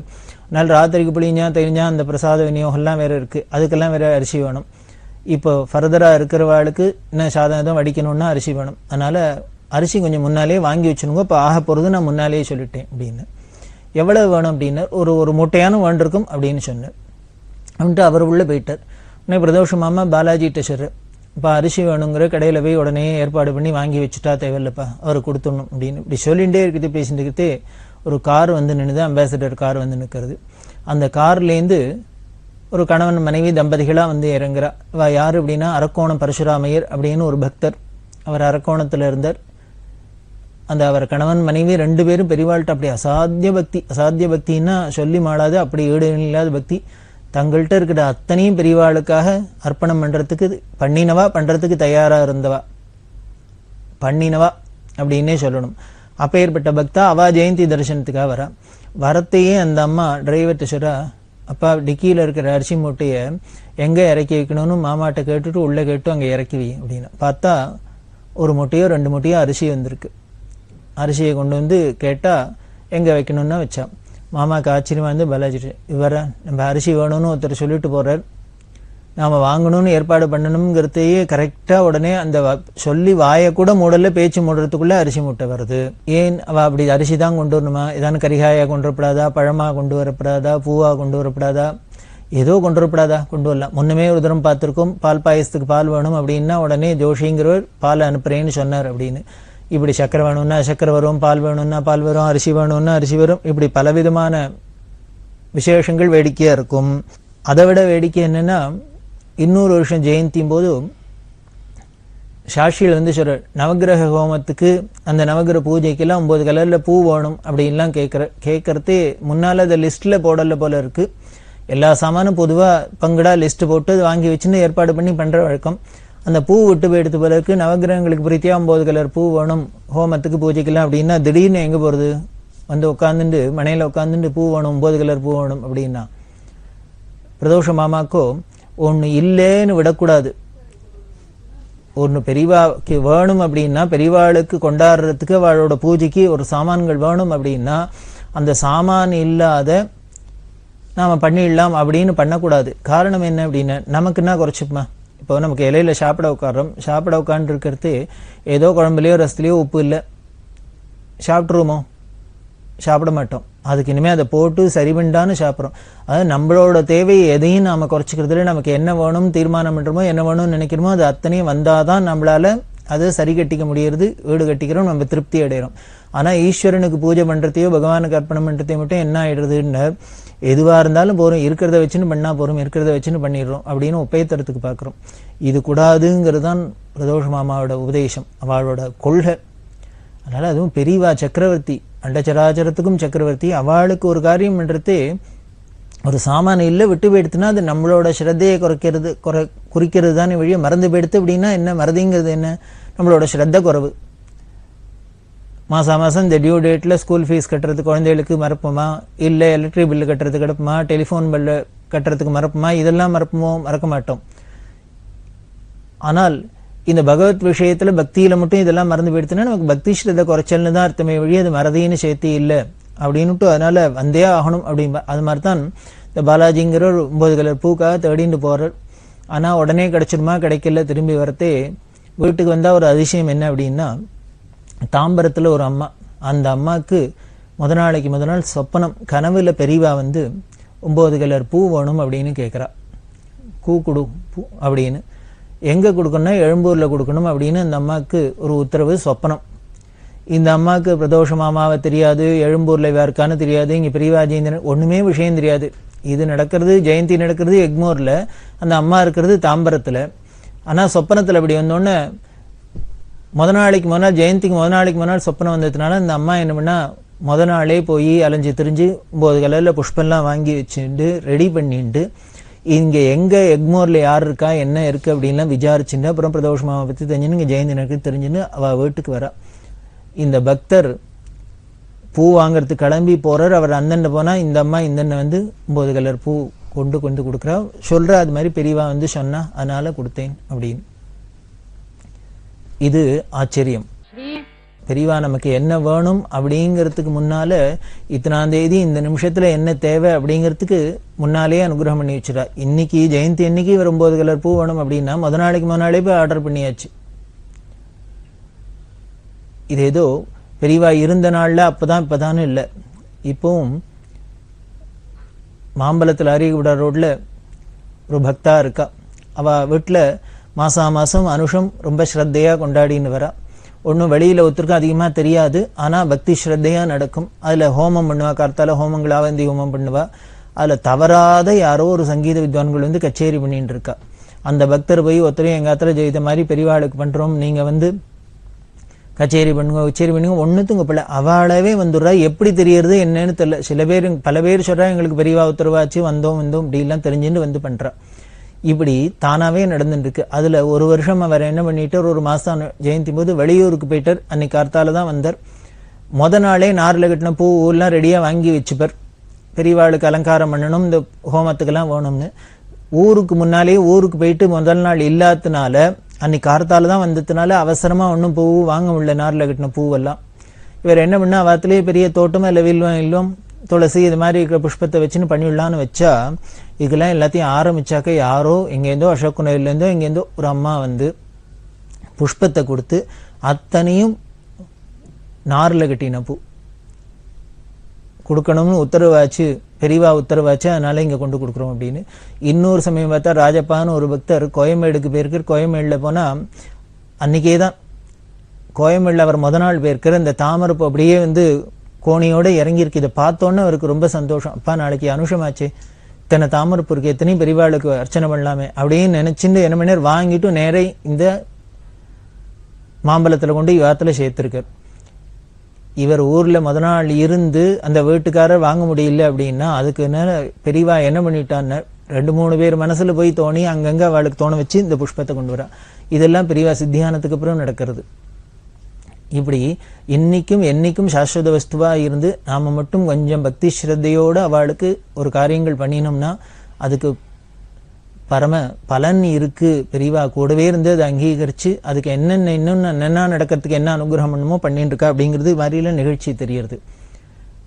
இந்த பிரதோஷ மாமாத்தில் இன்னொரு வருஷம் என்னென்னா சுவாசினி பூஜையெல்லாம் பண்ணுவான்னு சொன்னேன். பெரியவாளுக்கு எத்தனாவது ஜெயந்தியோ அத்தனை சுவாசினிகளுக்கு மங்கள திரவியங்கள் புடவை ரவிக்கு இதெல்லாம் கொடுத்து எல்லாம் பண்ணுறது அப்படின்னு பூஜை பண்ணியிருந்தா பண்ணுறது. இந்த ஸ்திரீகளுக்கெல்லாம் ஒரு ஆசை, பெரிய கோடீஸ்வரலாக இருந்தால் கூட இந்த மடத்தில் நடக்கிற சுவாசினி பூஜையில், நவராத்திரி இருக்கிற சுவாசினி பூஜையில், பெரியவாளுக்கு நடக்கிற அந்த ஜெயந்தி உற்சவத்தெல்லாம் வந்து நாமளும் சுவாசினிகளாக உட்காந்து அந்த மங்கள திரவியங்களை வாங்கிட்டா நமக்கு தீர்க்க சௌமங்கல்யம் அப்படின்னு எல்லாருக்கும் ஒரு நம்பிக்கை இருக்கு இல்லையா, ஒரு அதில் ஒரு ஆசை இருக்கும். அதனால பல பேர் வந்து கேட்பா, அவளாவே கேட்பா, என்ன சொல்லுங்கோ, எனக்கு கொடுங்கோன்னு.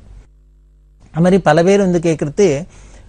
நாம் குறிப்பிட்ட அளவுக்கு இந்த வருஷம் இத்தனை பேர் தீர்மானம் பண்ணி தானே பண்ணிட்டு அதுக்கு ஏற்றாப்புல சாமான்லாம் வாங்கியிருந்தா புதுசாக வரவாள்லாம் யாரன்னு வந்து கேட்டால் அவளை இல்லைன்னு சொல்கிறதுக்கும் மனசு வராது. அதனால் பிரதோஷ மாமத்து மாமிக்கு ரொம்ப இது ஒரு தர்ம சங்கடமாக இருக்கும். ஒரு சுவாசினிகள்லாம் வந்து நாளங்கிழமையுமா என்னையும் சொல்லுங்கோ எனக்கும் கொடுங்கோ அப்படிங்கிறது இல்லை எல்லாம் ஃபில்லப் ஆகிடுத்து, உங்களுக்கு இல்லைன்னு சொல்கிறதுக்கு வாயால் இல்லைன்னு சொல்கிறதுக்கு ரொம்ப மனசு கஷ்டமாக இருக்கும். அதனால் பிரதோஷ மாமாட்ட சொன்னா ஒரு ஜெயந்திக்கு முன்னால் வரவாள்லாம் இப்படி கேட்குறா.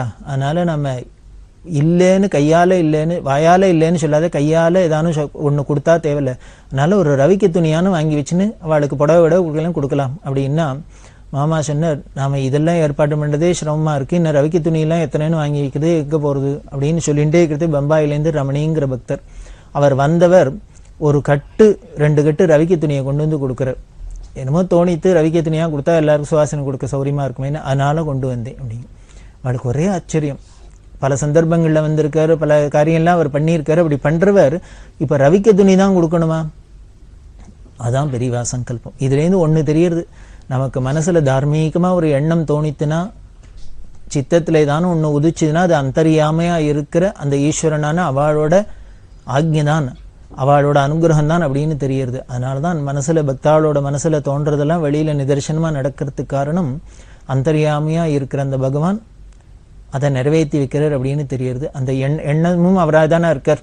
பெரியவா எப்படி இப்படியெல்லாம் பெரிய சித்த புருஷர் மாதிரி இப்படியெல்லாம் பண்ணி காமிக்கிறாளோ அதே போல் அவள் ரொம்ப சர்வசகஜமாக நம்மளோட இருந்து பழகி நம்மளா அவள் இருக்கிறது கொலாவது அப்படிங்கிறது அதை விட இன்னும் ரசமாக இருக்கும்.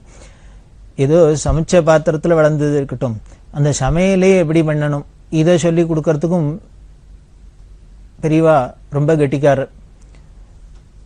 அதான் ரசமயமான மூர்த்தின்னு சொன்னேன்னு. பிரம்மச்சாரி ராமகிருஷ்ணன் அப்படின்னு ஒரு பக்தர், அவர்கிட்ட ஒரு நாளைக்கு பெரியவா சொல்லித்தரா. இது மாதிரி யாத்திரையில் இருக்கிறதே தான் முன்னமே பார்த்தோம். திடீர்னு மரத்தடியில் இருப்பா, குளத்தடியில் இருப்பா, கார்த்தால ஒரு ஊர், சாயந்தரம் ஒரு ஊர் அப்படின்னும் அங்கங்கே இவாவா ஏதோ இருக்கிறவா கூட போகிறவா பசிக்கு ஏதோ பண்ணி சாப்பிட்டுட்டு ஒப்பையத்தலாம் அப்படின்னா அதில் வரவாழெல்லாம் தரிசனத்துக்கு வரவாழெல்லாம் சாப்பிட அனுப்பா, இப்படிலாம் பார்த்துருந்தோம் இல்லையா. அது மாதிரி ஒரு சந்தர்ப்பம், ஒரு இடத்துல கேம்பில் இவாளோட சாப்பாடெல்லாம் முடிஞ்சு எல்லாம் ஏற கட்டியாச்சு. வெயிலாக இருக்குது, அதனால சாயந்தரத்துக்கு மேலே கிளம்பி அடுத்த கேம்புக்கு போகிறதா இருக்குது. அப்போ பார்த்து இங்கேருந்து யாரோ தரிசனத்துக்கு 5-6 பேர் வந்தா. அவள்கிட்ட பெரியவா பேசியிருந்தா, எல்லாம் விசாரிச்சுட்டு சாப்பிட்டு இழந்தேன். கிட்டத்தட்ட 3 மணிக்கு மேலே இருக்கும். சாப்பிட்டு இழந்தேன். இல்லை பெரியவா தரிசனம் பண்ணிட்டு சாப்பிடலான்னு வந்தோம் அப்படின்னா. 3 மணிக்கு மேலே வந்துட்டு பெரியவா தரிசனம் பண்ணிட்டு ஆகாரமா? நீ எல்லாருக்கும் ஆச்சரியமாக இருந்தது. உடனே அப்போ இன்னும் சாப்பிடலையா இல்லை. உடனே ராமகிருஷ்ணனை கூப்பிட்டு ஏதானு அவளுக்கு சாப்பிட்றதுக்கு ஏதானு இருக்கா, இருந்தால் பண்ணிக்கூட அவசரமா அப்படின்னு. என்ன பண்ண முடியும் அவசரமானா? உடனே ஒரு ரவா உப்புமா குண்டெல்லாம் ஏதானும் பண்ணலாம், இல்லை ஒரு கஞ்சியானு வச்சு கொடும்பா. பெரியவா விடமாட்டா. ஏதானும் பண்ணலாமா அப்படின்னா அவர் சொன்னார், இல்லை இப்போ எல்லாம் எதுனாச்சு, இனிமேல் அடுத்த கேம்புக்கு போகிறதே எங்கள் எப்படி ராத்திரி எல்லாருக்கும் பண்ணணும், பண்ணுறதே சேர்த்து போடலாம் அவளுக்குன்னா. பெரியவா சொல்ற, இப்போ அவள் மத்தியானமே சாப்பிடல, இனிமேல் அடுத்த கேம்பில் போய் சாப்பிட்றதுங்கிறது லேட் ஆகிடும், அவளுக்கு சிரமமாக இருக்கும். அதனால் இப்போ ஏதானும் பண்ணி போடும் அப்படின்னு. ஏதானும் பண்ணி போடும், இல்லைங்காத ஏதோ ஒன்று இருக்கிறத பண்ணி போட்டுடலாம் அப்படிங்கிற. சரி என்ன பண்ணலான்னா இவர் முழிக்கிறார். சாமானும் ஒன்றும் இல்லை, வசதியும் ஒன்றும் இல்லை. வசதி இல்லைங்கிறது இருக்கட்டும், என்ன பண்ணுறதுன்னு முழிக்கிறதே பெரியவா கூப்பிட்டா. சரி என்ன இருக்குது சாமான் சொல்லு, நான் சொல்லித்தரேன், அது மாதிரி பண்ணு, ஒப்பைத்துள்ளா அப்போ சந்தர்ப்பத்தை அப்படின்னா. என்ன இருக்குது சாமான் பார்த்தா, கொஞ்சம் அரிசி இருந்தது, பைத்தம்பருப்பு இருக்குது, எலுமிச்சம்பழம் இருக்குது, பச்சை மிளகா இருக்குது, கருவேப்பிலை, இதான் இருக்கிற சாமான். இது சொன்னார். அரிசி இருக்குது, கொஞ்சம் பைத்தம்பருப்பு இருக்குது, பச்சை மிளகா இருக்குது, கரிகால பச்சை மிளகா, எலுமிச்சம்பழம், கருவேப்பிலை தான் இருக்குது அப்படின்னா. இது போருமே, இதை வச்சுன்னு பெருசாக விருந்து வச்சு விடலாமே அப்படின்னா. இதை வச்சுன்னு எப்படி விருந்து வைக்கிறது? உடனே பெரியவா சொல்லித்தரா, ஒன்று பண்ணு, அரிசியை களைஞ்சிக்கோ, அந்த கயநீர் அப்படியே எடுத்து வச்சிடும் ஒரு பாத்திரத்தில், சாத்தை வடிச்சிடும். சாத்தை வடிச்சுட்டு இந்த பைத்தம்பருப்பை வேக போட்டுக்கோ.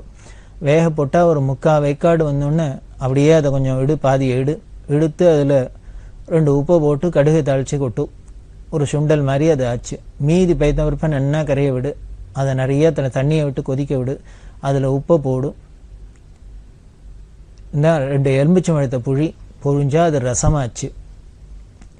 இப்போ எடுத்து வச்ச கயநீர் இருக்கே, அதில் 2 எலுமிச்சம்பழத்தை பொழி, ஒரு கருவேப்பிலை கசக்கு, ஒரு பச்சை மிளகாய் கசக்கு, உப்பை போடும், மோராச்சு, சாதமாச்சு, ரசமாச்சு, தொட்டுக்க இந்த பைத்தம்பருப்பு சுண்டலாச்சு, மோராச்சு. இதுக்கு மேலே என்ன வேணும்? இந்த காட்டில் விருந்து வைக்கணும், இதை ரெடி பண்ணிடும் அப்படின்னு. இவருக்கு ஒரே ஆச்சரியம் இருந்தது.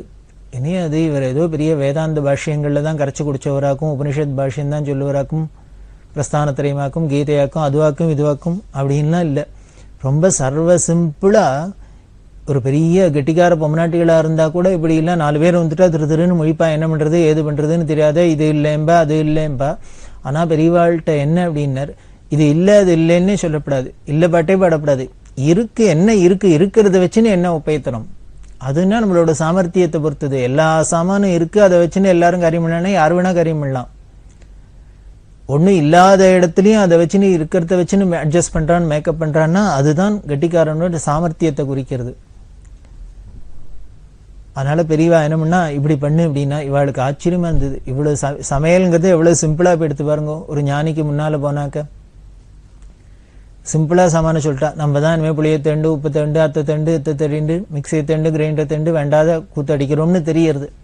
அது பெரியவா எவ்வளவு சிம்பிளோ பார்த்தமே. எப்பேற்பட்ட ஒரு பெரிய பீடாதிபதி ஒரு மரத்தடியில் கணத்தடியில் உட்காந்துட்டு 50 பேருக்கு 60 பேருக்கு சாப்பாடு போட்டு இதுங்கிறார் அப்படின்னா ஆச்சரியமாக இருக்கும் இல்லையா? எவ்வளவு சிம்பிளாக இருக்கணும். அவளை போல ஒரு பெரிய பட்டாளத்தோட 200 வண்டிகள் 100 வண்டிகள், யானை குதிரை ஒட்டகம் அப்படின்லாம் சதுரங்க சேனையோட தந்த பல்லாக்குலையும் அதுலேயும் வள்ளி பல்லாக்குலையும் யாத்திரை பண்ணின சக்கரவர்த்தி மாதிரி யாத்திரை பண்ணினாலும் சொல்ல முடியாது. அப்படியும் பண்ணுவா. இப்படி ஒன்றுமே இல்லாத மரத்தடியிலையும் எடுத்தடியிலையும் இருக்கு. இன்னும் பின்னாலெலாம் பார்க்க போகிறோம் எப்படி எல்லாம் இருந்தா அப்படிங்கிறதெல்லாம் ஒவ்வொரு இடத்துலையும். அதெல்லாமல் பார்க்க போகிறோம். இப்படியும் முடியும் அப்படியும் முடியும். இது ஒரு அழகுன்னா அது ஒரு அழகு. இப்படி ஒவ்வொன்றுத்துலையும் அவள் பண்ணுறாளோ இல்லையோ, எதனால எதை இருந்தாலும் வச்சுட்டு அதை இருக்கிறத வச்சுன்னு அப்படியே ஓட்டின்னு போகிறது. அதுதான் ஞான முதிர்ச்சியை காமிக்கிறது. அப்படிதான் நீங்கள் பெரியவா சமையலுக்கு இப்படி கற்றுக் கொடுத்தா அதே மாதிரியே வேறு சமையல்லாம் பண்ணினார். இந்த சமையல் ஆற வரைக்கும் அவள்கிட்ட விசாரிச்சுன்னா பசி தெரியாத இருக்கணுமே. அவளுக்கு பெரியவா பேச ஆரம்பிச்சுட்டா, பெரியவாளோட பேசியிருந்தா பசி தாகம் தெரியுமா? 3 மணி ஆனான்னு 4 மணி ஆனான்னு அவள்லாம் வந்தால் அதுக்கப்புறம் சாப்பாடு அனுப்பிச்சா. சாப்பிட்டாக்க அவள் அப்படி சாப்பிட்றா, பண்ணினது ஒன்றும் பாக்கி இல்லை. இந்த 5-6 பேரும் சாப்பிட்டுட்டா. அதில் ஒருத்தர் சொல்கிறார் இது மாதிரி ரசம் சாப்பிட்டதே இல்லைங்கிறார், இன்னொருத்தர் சொல்கிறார் இது மாதிரி மோர் குடித்ததே இல்லை அப்படிங்கிற. எப்படி குடிப்பேள்? நீங்கள் வீட்டில் எப்படின்னா பாலை காய்ச்சி துவச்சுன்னா உர குத்தினா மோர்லாம் வீட்டிலலாம் பண்ணுறா, தயிர் மோராக இருக்குது. இங்கே மாதிரி உள்ளுக்குள்ளே என்ன சாமான்னு உங்களுக்கு தெரிஞ்சதுன்னா கயநீருங்கிறது அப்புறம்னா தெரிய போகிறது. இப்படி எதை போட்டாலும் நல்லா இருக்குன்னா காரணம் அந்த பெரியவாளோட அனுகிரக விசேஷம். பெரியவா அனுகிரகம் அப்படிங்கிறது ஏதோ நம்மள மாதிரி மனுஷாளுக்கு தான் இருந்தது, இந்த காரியம் நடக்கிறதுக்கு தான், அந்த காரியத்தை நடக்கிறதுக்கு தான், இந்த வியாதி போகிறதுக்கு அந்த வியாதி போகிறதுக்கு தானே இல்லை. சர்வத்திலையும் அவளோட அந்த அனுகிரகம் நிரம்பியிருக்கு. இன்னைக்கு நீங்கள் போய் பாருங்கோ, காஞ்சி மடத்தில் போனீங்கன்னா காமகோடி பீடத்தில் அந்த அன்னதானம் அப்படிங்கிறது உலக பிரசித்தம். எத்தனை பேர் வந்தாலும் எந்த டயத்தில் வந்தாலும் இல்லைன்னு அன்னம் போடக்கூடிய ஒரு அட்சய பாத்திரமாக தான் இருந்துட்டு இருக்கு. அதில் போனீங்கன்னா எப்படி இருக்கு தெரியுமா அந்த ருச்சி? பெரிய 5 ஸ்டார் ஹோட்டலில் கூட அப்படி இருக்குமா என்னன்னு தெரியாது. நீங்கள் அங்கே இந்த இடத்த பார்த்தீங்கன்னா நாம் இனிமேல் சொல்லலாம் இந்த இடம் இப்படி அழுக்கா இருக்குது, நீட்டாக இல்லை, இதெல்லாம் போடுறவா ஸ்ரத்தையாக போடலன்மோ, அப்படி போடுறா, இதெல்லாம் ஏதோ பல விஷயங்கள் நாம் எதானு குறைன்னு சொல்லணும்னா சொல்லலாம். இது அத்தனையும் மீறி அப்படியே வயிறு நிறைஞ்சிருக்கும். அதை விட முக்கியம் மனசு நிறைஞ்சிருக்கும். காரணம் அந்த பிரசாத விசேஷம், குரு பிரசாதம். அவள் கடாட்சம் வர்றதில்லையோ, எல்லா சாமான் இருக்குது, எல்லாத்துமேலேயும் அவளோட பார்வைப்படுறது, அவளோட சந்நிதிக்குள்ளன்னா இருக்குது, அவளோட மடத்துக்குள்ளன்னா இருக்குது. அது எல்லாம் எத்தனையோ சாமான்கள் இருந்தாலும் மடத்துக்கு கைங்கரியம் பண்ணுறதுக்கு போகிறது அப்படின்னா அந்த இடத்துல போய் சேர்றது அப்படின்னா, மடத்துக்கு வர பக்தாளோட குச்சியில் போய் சேர்றதுன்னா அந்த பதார்த்தங்களும் ஒரு பாக்கியம் பண்ணி தானே இருக்கணும், தபஸ் பண்ணியிருக்கணும்னு வேணால் சொல்லலாம். இன்னும் நன்னா சொல்லணும்னா அதனாலே அது அவ்வளோ ருச்சியாக இருக்கும். அப்படிதான் இவாளும் சாப்பிட்டுட்டு போனால் இப்படி வேடிக்கையாக இருக்கும். இவள் சுங்குவார சத்திரம் அப்படிங்கிற இடத்துல இருந்தால், அப்போது மேச்சேரி பட்டுசாஷிகள் அப்படின்னு பரம பக்தர், அவரும் மாம்பலத்தில் பெரியவா ஜெயந்திலாம் ரொம்ப விமர்சையாக கொண்டாடின்னு இருக்கார். இவர் தான் அந்த மேச்சேரி பட்டுசாஷிகள் தான் பிரதோஷ மாமாவத்தில் எப்போதும் மாதம் அனுஷத்துக்கு வந்து ஹோமங்கள்லாம் பண்ணுறது, அதேமாரி பெரியவா ஜெயந்தியில் வந்து அத்தியட்சமாக இருந்து எல்லாம் பண்ணுறதுன்னு கைங்கரியம் பண்ணவர். அப்படி பண்ணி ஊறி அப்படியே பெரியவாள்கிட்ட பக்தியில் மூழ்கினத்தினால இன்னமும் விமர்சையாக கொண்டாடின்னு இருக்கார். அந்த பட்டுசாஷியெல்லாம் அப்பப்போ போய் மடத்தில் இருப்பா, பெரியவாள்கிட்ட இருப்பா, கைங்கரியம் பண்ணுவாள். சுங்குவார சத்திரங்கிற இடத்துல போயிருக்கிறதே ஒரு குளத்துக்கு பக்கத்தில் பெரியவா இருக்கா. ஸ்நானம் பண்ணிட்டு வந்தாச்சு, இவெல்லாம் சாப்பிட்ணும். நீ இவருக்கு பட்டுசாஷிட்டு சொல்கிறா, நீ எதானே வேதபுரி சமைப்போம், நீ கொஞ்சம் ஹெல்ப் பண்ண அவனுக்கு அப்படின்ட்டு எதானே அரைச்சி கொடு அப்படின்னா. என்ன பண்ண போகிற அப்படின்னு ஒரு சாத்தை அடித்து ஏதோ தொகையில் அரைக்கலாம் அப்படின்னு பெரியவாளே சொல்கிறா. ஒரு சாத்தை அடித்து ஒரு தொகையில் இருக்கிற மோர் இருந்தால் போகும் அப்படின்னு. தொகையில் இருக்குன்னா எங்கே அரைக்கிறது? என்ன கிரைண்டர் இருக்கா, மிக்சி இருக்கா, அம்மி இருக்கா, கல்லவரல் இருக்கா? ஒன்றும் இல்லை. பெரியவா உடனே சொல்லித்தரா, ஒன்று பண்ணு, இந்த தேங்காயெல்லாம் உடச்சி கீறு தட்டிக்கோ, இத்தனை மிளகாய் எடுத்துக்கோ, உப்பு எடுத்துக்கோ, நேராக இந்த குளத்தங்கரைக்கு போ. அந்த குளத்துல ஸ்நானம் எடுத்தே பார்த்துருக்கா போல இருக்குது. பக்கத்தில் பெருசாக பாறை கல் பாறையெல்லாம் இருக்கிறத பார்த்துருக்கா. அதில் ஏதானும் ஒரு உருண்டையாக இருக்கிற ஒரு கல்லை எடுத்துக்கோ, அந்த குளத்துப்படியை நன்னா அலம்பி விடு, அதில் இந்த தேங்காய் மிளகாய் எல்லாத்தையும் உப்பையும் வச்சு நன்னா அரைச்சின்னா அவ்வளவுதான், தேங்காய் தொகையில் எடுத்துன்னு வந்துடும். அவர் பட்டுசாஷி போய் இந்த குளத்துப்படியில் தேங்காய் தொகையில் அரைக்கிறதுக்கு கூட நமக்கு கரைக்கணும்னு தோணாது. இதை கற்றுக் கொடுக்கறதுக்கு கூட ஒரு ஜெகத்குரு சங்கராச்சாரியார் வேண்டிருக்கு நமக்கு. அவள்கிட்ட போய் ஏதோ வேதாந்த பாஷ்யம் தான் கற்றுக்கணுங்கிறது இல்லை. இப்படி அன்னன்னி லைஃபை எப்படி ஓட்டுறதுக்கும் ரொம்ப சுலபமாக சொல்லி கொடுத்துருவா. இப்படி குளத்துப்படியில் தேங்காய் தொகையில் அப்படின்னு அவருக்கு இன்னும் பல சந்தர்ப்பங்களில் பல விஷயங்கள்லாம் சொல்லி கொடுத்துருக்கா. அதேமாதிரி வேதபுரி சாட்சிகளுக்கு சமையல் சொல்லி கொடுப்பா. சமையல் சொல்லி கொடுக்குறதே வேடிக்கையாக இருக்கும். அதில் ஒரு சமயம் அவர் சொல்கிற, ஏதோ சமைச்சுன்னு இருக்கிறதே பெருங்காயம் போடணும் குழம்புக்கு ரசத்துக்கு அப்படின்லாம் போகிறல்ல, துளித்தான் இருக்குது அப்படின்னு. உடனே இருந்தால் என்ன, இல்லை ரெண்டுத்துக்கும் போகிறதுக்கு காணாது அப்படின்னு. உடனே ரெண்டுத்துக்கும் நீ தனித்தனியாக எடுத்து போட்டால் தானே காணாது. இப்போ ஒன்று பண்ணு, பருப்பு வேக போடுறியோ இல்லையோ, இந்த வேக போடுற பருப்புலேயே இத்தனை பெருங்காயத்தையும் போட்டு வேக போட்டுரும். இது பருப்பு தண்ணி தானே ரெண்டுத்துக்கும், குழம்புக்கும் ஊற்ற போகிற, சாம்பாருக்கும் ஊற்ற போகிற, ரசத்துக்கும் ஊற்ற போகிற. அதனால் தனித்தனியாக போடுறதுக்கு தான் காணாது. இந்த பருப்போடு போட்டு அப்படி தூக்கி கொட்டினீங்கன்னா ரெண்டுத்துக்கும் வாசனை வந்துட்டு போகிறது, சிம்பிள் அப்படிங்கிற. அதே மாதிரி பேரிச்சம்பழம் அல்வா, பேரிச்சம்பழம் பெரியவாள்கிட்ட பேரிச்சம்பழமாக வந்து குவிஞ்சிடும். அதை என்ன பண்ண வச்சு நல்லா வழுமுன்னு அரை, அதை போட்டு அதில் எத்தனை வெள்ளைப்பாக வச்சு இதையும் போட்டு கிளறிடும், அல்வா ஆயிடுச்சு. பேரிச்சம்பழத்தை பாயசம் இது மாதிரி அரைச்சிவிட்டு இத்தனை சர்க்கரையை போட்டு இத்தனை நிறையா பாலை ஊற்று பாயசம் ஆகிடும். அதுமாரி பான்சனாய மாமாட்ட ஆப்பிள்லாம் நிறையா சேர்ந்துடுத்துனா ஆப்பிள் அல்வா கலரு, அதை தோலை சீவிட்டு நன்னா அதை விழுதா பண்ணிட்டு அதில் சர்க்கரை பாக வச்சு ஆப்பிள் அல்வா கலரு. இப்படி பல விஷயங்கள் சமையல்ல, அதுலேயும் இவர் சர்வஜன் அப்படின்னு தெரியுது. இப்படி எல்லாம் பண்ணக்கூடிய ரசமயமான மூர்த்தி சாட்சாத் பெரியவா. அதை தொடர்ந்து நாம் அனுபவிப்போம். பெரியவா சரணம். இந்த நிகழ்ச்சியின் அடுத்த பகுதி எதிர்வரும் திங்கட்கிழமை அன்று இதே நேரத்தில் ஒளிபரப்பாகும். பெரியவா சரணம். பெரியவா சரணம். அடுத்த நிகழ்ச்சி திருவாசக இன்னிசை. வழங்குபவர் ஸ்ரீ சத்குருநாத தேசிகர் அவர்கள். பெரியவா சரணம்.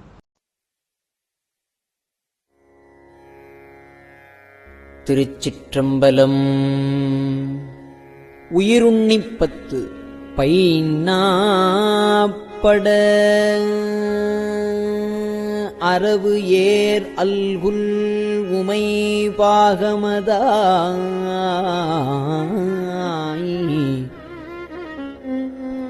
என் மெய்நாள்தோறும் பிரியாவினை கேடா விடைப்பாக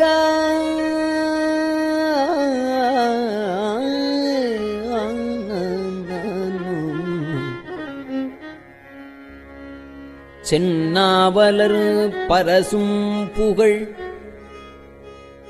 திருப்பெரும் துறை உறைவாய்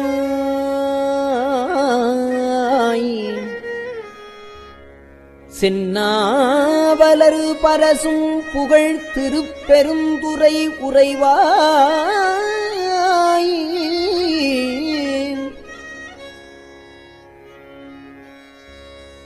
எந்நாட்களித்து எந்நாளிருமாக்கேன் இனியானே நானாரடி அணைவான் ஒரு நாய்க்கு தவிசு இட்டு இங்கு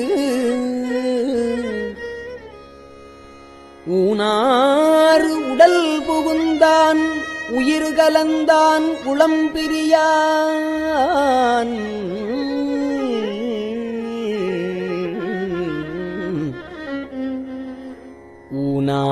ஊனார் உடல் புகுந்தான் உயிர் கலந்தான்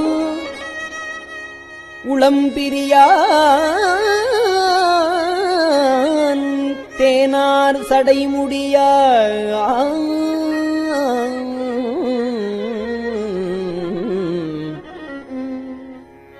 மன்னு திருப்பெருந்துறை உறைவான் வானோர்களும் அறியாததோர் வளம் ஈந்தனல்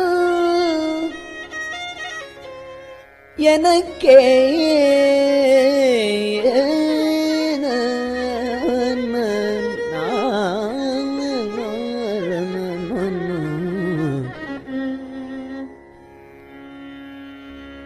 என்னை நான் என்பது அறியேன் பகல் இரவாவதும் அறியேன் மனவாசகங்கடந்தான் என்னை மத்தோன் மத்தனாக்கி சினமால் விடை உடையான் மன்னு திருப்பெருந்துறை உறையும் பனவன் எனச் செய்த படிரு அறியேன் பரஞ்சுடரே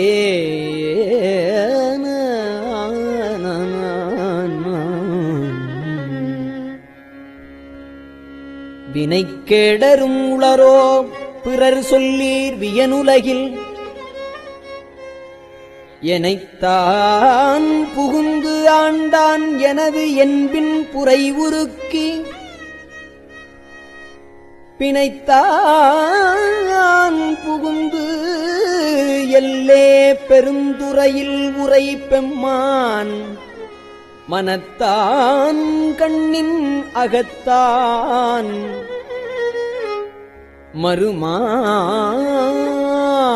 மறுமாற்றத்திடையானே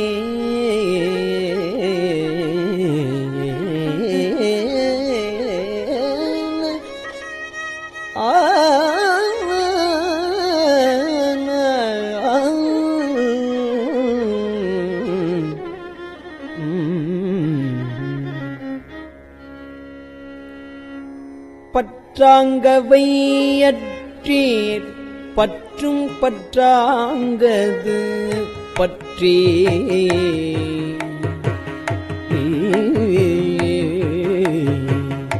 பற்று ஆங்கு அவை அற்றீர் பற்றும் பற்றாங்கது பற்றி நற்றாங்கதி அடைவோம் எனில் கெடுவீர் ஓடிவம்மின்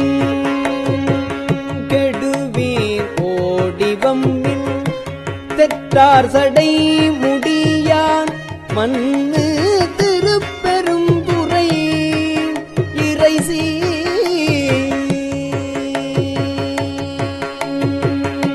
கற்றாங்கவன் கடல் பேணினரோடும் கூடுமின் கலந்தே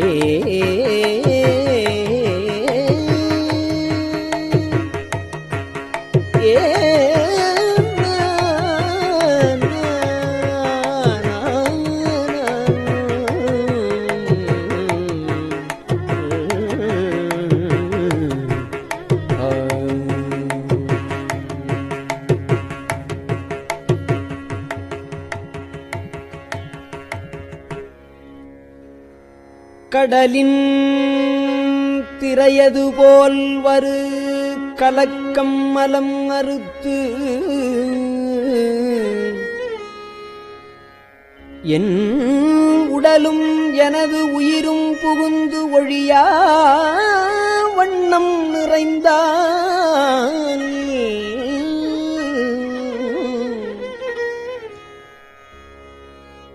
சுடரும் சுடரு மதிசூடிய திருப்பெருந்துறை உரையும் படரும் சடை மகுடத்து எங்கள் பரந்தான் செய்த படிரே நான் வேண்டேன் புகழ் வேண்டேன் செல்வம் வேண்டேன் மண்ணும் விண்ணும் வேண்டேன் பிறப்பு இறப்பு சிவம் வேண்டார்தமை நாளும் தீண்டேன் சிவம் வேண்டார்தமை நாளும் தீண்டேன் சென்று சேர்ந்தேன் மண்ணு திருப்பெருந்துறை இறை தாழ் பூண்டேன் புறம்போகேன் இனி புறம்போகல் ஒட்டேனே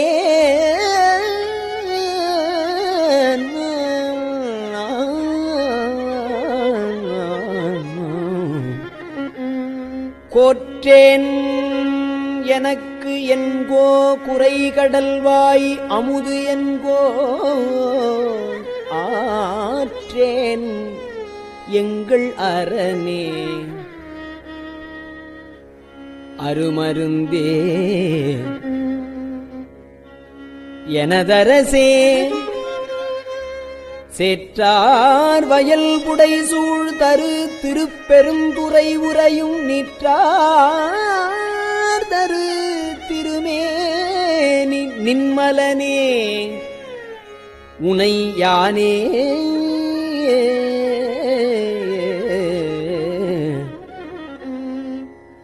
எச்சம் அறிவேன் நான் எனக்கு இருக்கின்றதை அறியேன். அச்சோ எங்கள் அரணே அருமருந்தே எனது அமுதே,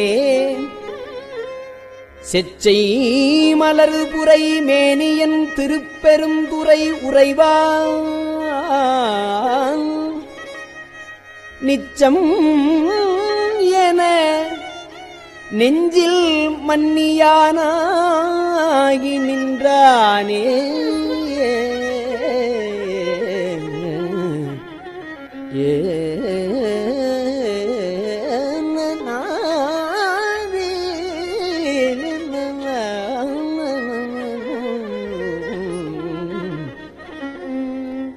வான்பாவிய உலகத்தவர் தவமே செய்ய அவமே, வான்பாவிய உலகத்தவர் தவமே செய்ய அவமே, உன்பாவிய உடலை சுமந்து அடவி மரமானேன்,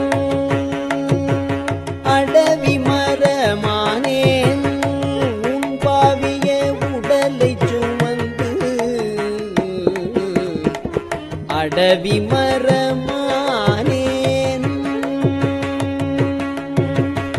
தேன்பாய் மலர் கொன்றை மண்ணு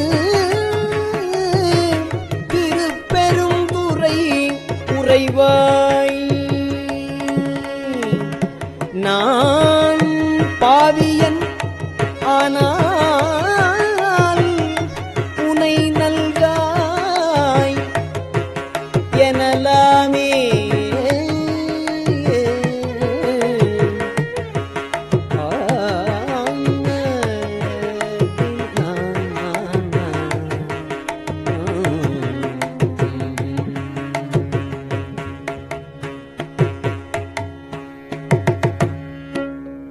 திருச்சிற்றம்பலம்.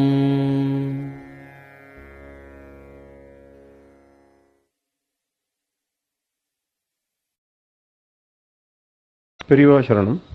இந்நிகழ்ச்சியின் அடுத்த பகுதி நாளை மாலை இதே நேரத்தில் ஒளிபரப்பாகும். பெரியவா சரணம். பெரியவா சரணம். பெரியவா வானொலியின் இன்றைய நிகழ்ச்சிகளின் நிறைவாக திருப்பொன்னூசல் வழங்குபவர் சத்குருநாத தேசிகர் அவர்கள். பெரியவா சரணம். திருச்சிற்றம்பலம். திருப்பொன்னூசல். சீரார் பவளம் கால் முத்தம் கயிறாக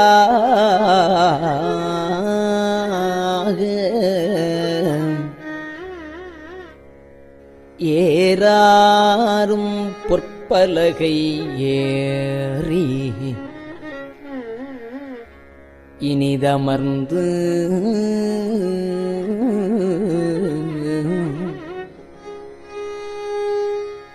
சீரார் பவளம் கால்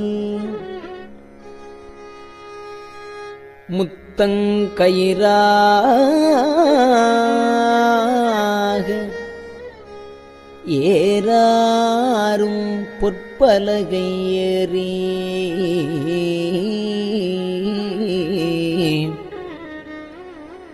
இனிது அமர்ந்து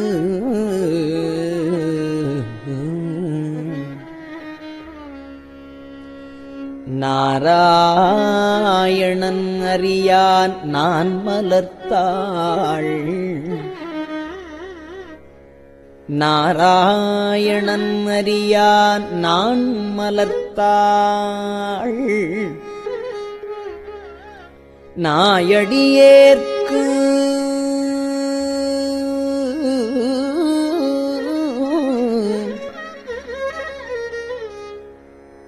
ஊராகத் தந்தருளும் உத்தர கோசமங்கை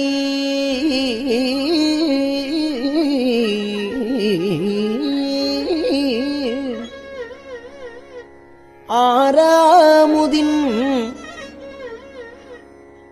அருட்தாளினை பாடி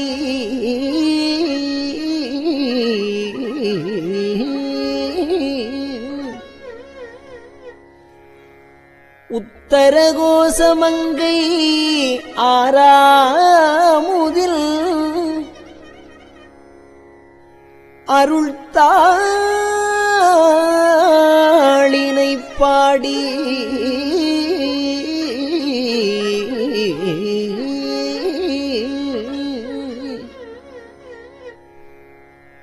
போரார் வேர்க்கண்மடவீர்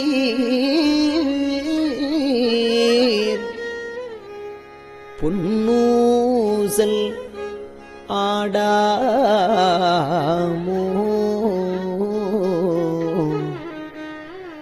போரார் வேர்க்கண்மடவீர்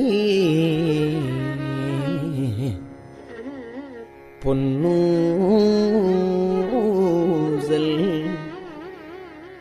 ஆடாமோ.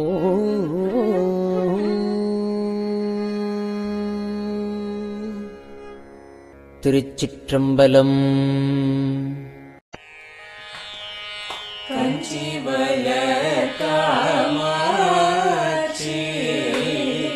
தன் குழந்தாய் சங்கரரே கஞ்சி வளர் காமாட்சி தன் குழந்தாய் சங்கரரே குரு சந்திரசேகரரே உறங்கிடுவீர்களே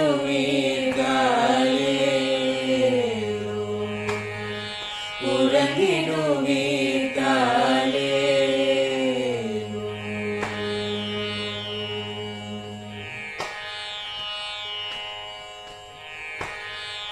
ஆதிகுரு சங்கரராய் அன்றொரு நாள் வந்தவரே 68 பீட்டபதி ஏழுலகும் பூப்பவரே காப்பவரே கடப்பவரே எல்லோர்க்கும் அருள்பவரே உறங்கிடுவீர்களே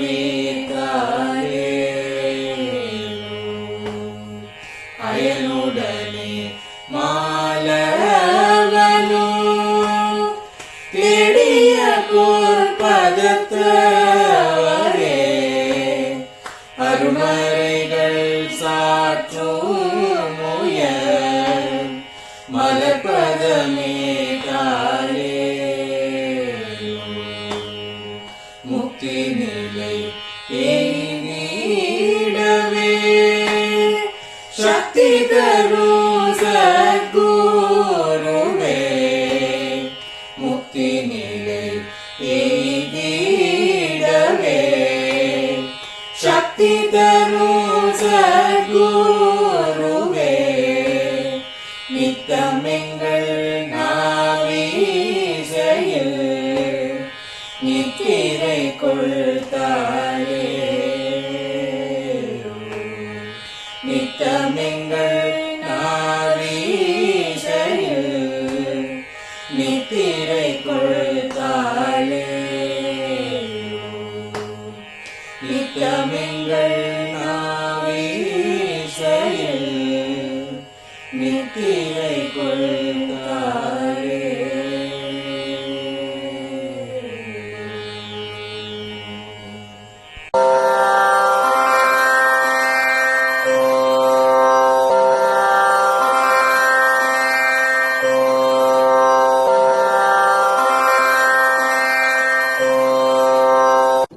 பெரியவா சரணம். பெரியவா வானொலியின் மாலை நிகழ்ச்சிகள் இத்துடன் நிறைவடைகின்றன. எமது அடுத்த ஒளிபரப்பு நாளை காலை இந்திய நேரப்படி 6 மணிக்கு துவங்கும். பெரியவா சரணம்.